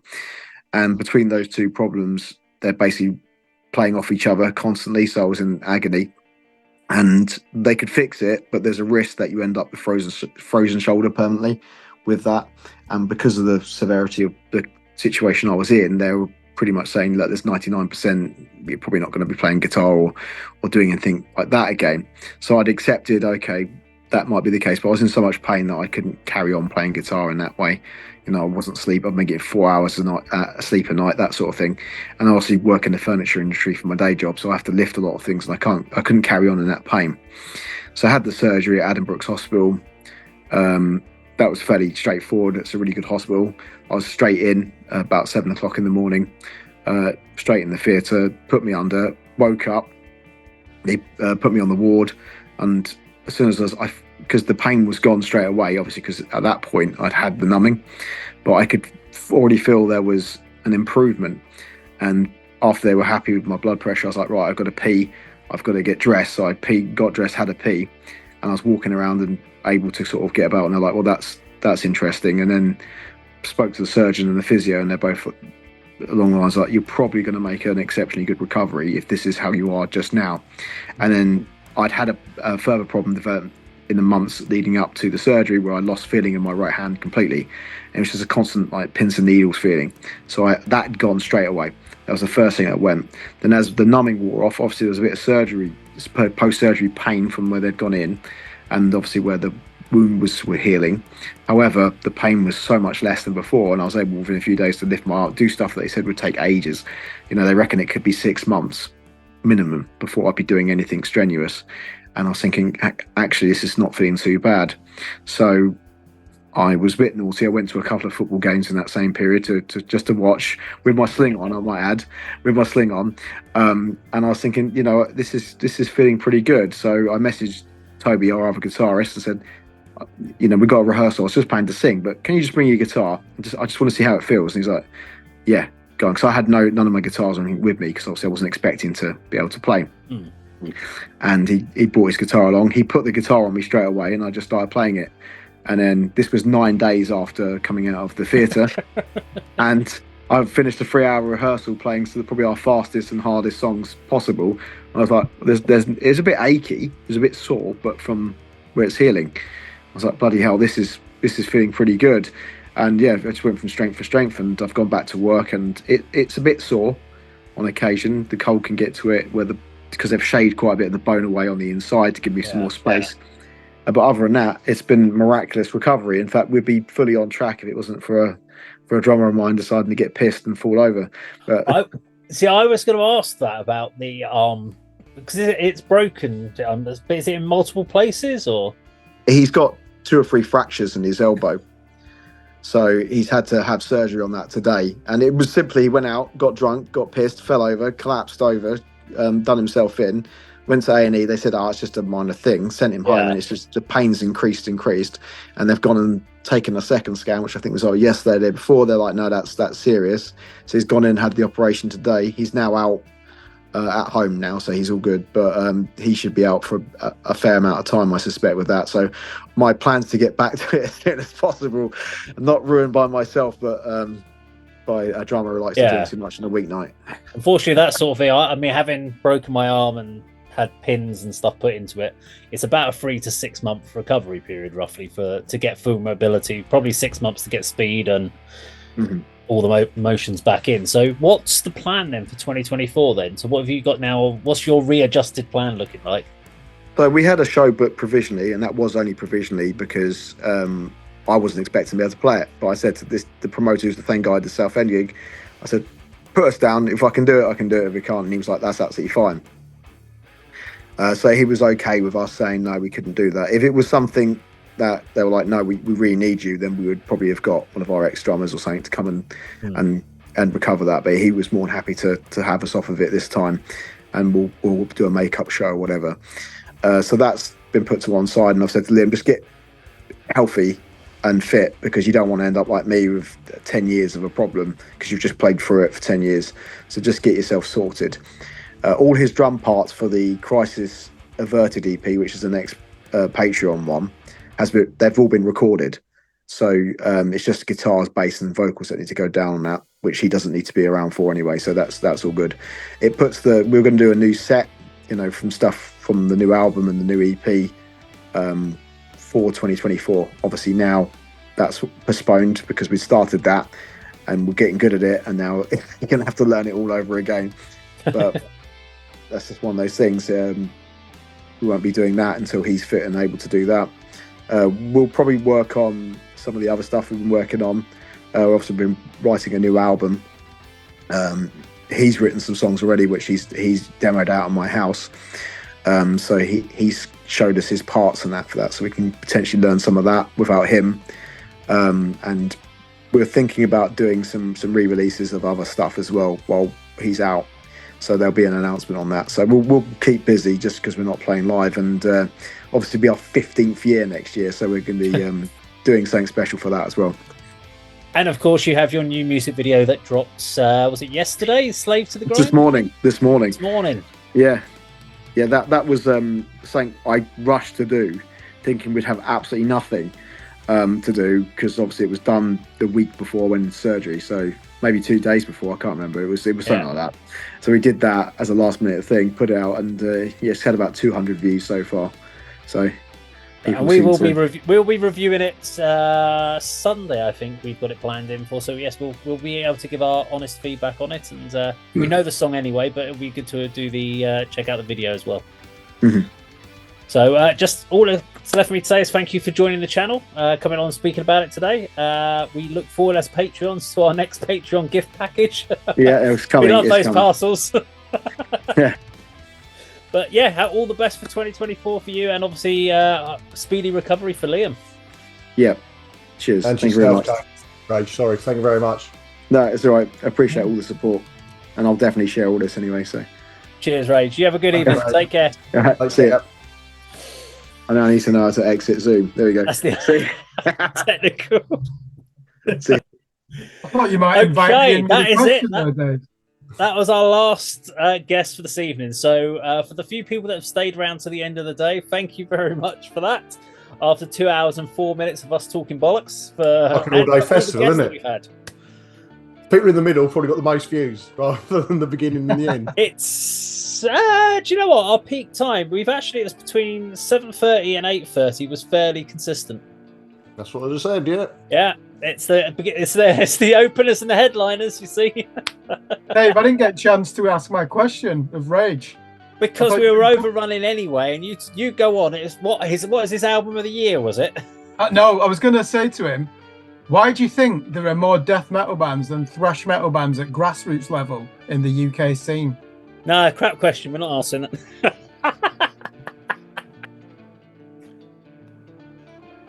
I can tell you why. Because death metal's easier to play than thrash. Oh, I don't know.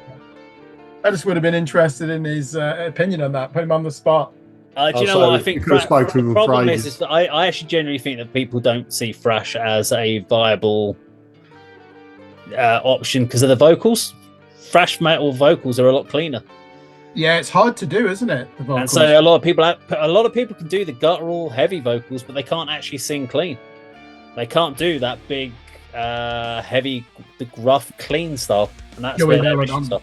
I think that's why you get death metal vocalists. But anyway, that's it for our end of year. Thank you everyone that stayed around to watch. If you're watching it on the live stream, thank you for staying along. If you're watching it on the catch up and watching it, it's not like an iPlayer or anything, but if you're watching it on one of the uploaded videos on YouTube, then please thank you very much for checking it out. And we will of course be re-uploading it as a separate video again, rather than just a live one. So you can obviously then jump to the sections of each individual that's joined us. And obviously we should thank all those guys that have joined us from different bands who have been with us today in the scene. There were a few that weren't able to make it today, so apologies for those that couldn't make it. But thank you very much. And of course, thank you to Andy and Kirk for taking the last 12 months with me. And for us all, from us on the channel to everyone else at home, thank you very much. See you in 2024. That's it. Take care, everyone. Now I've got to find the button that says end stream. It's here somewhere.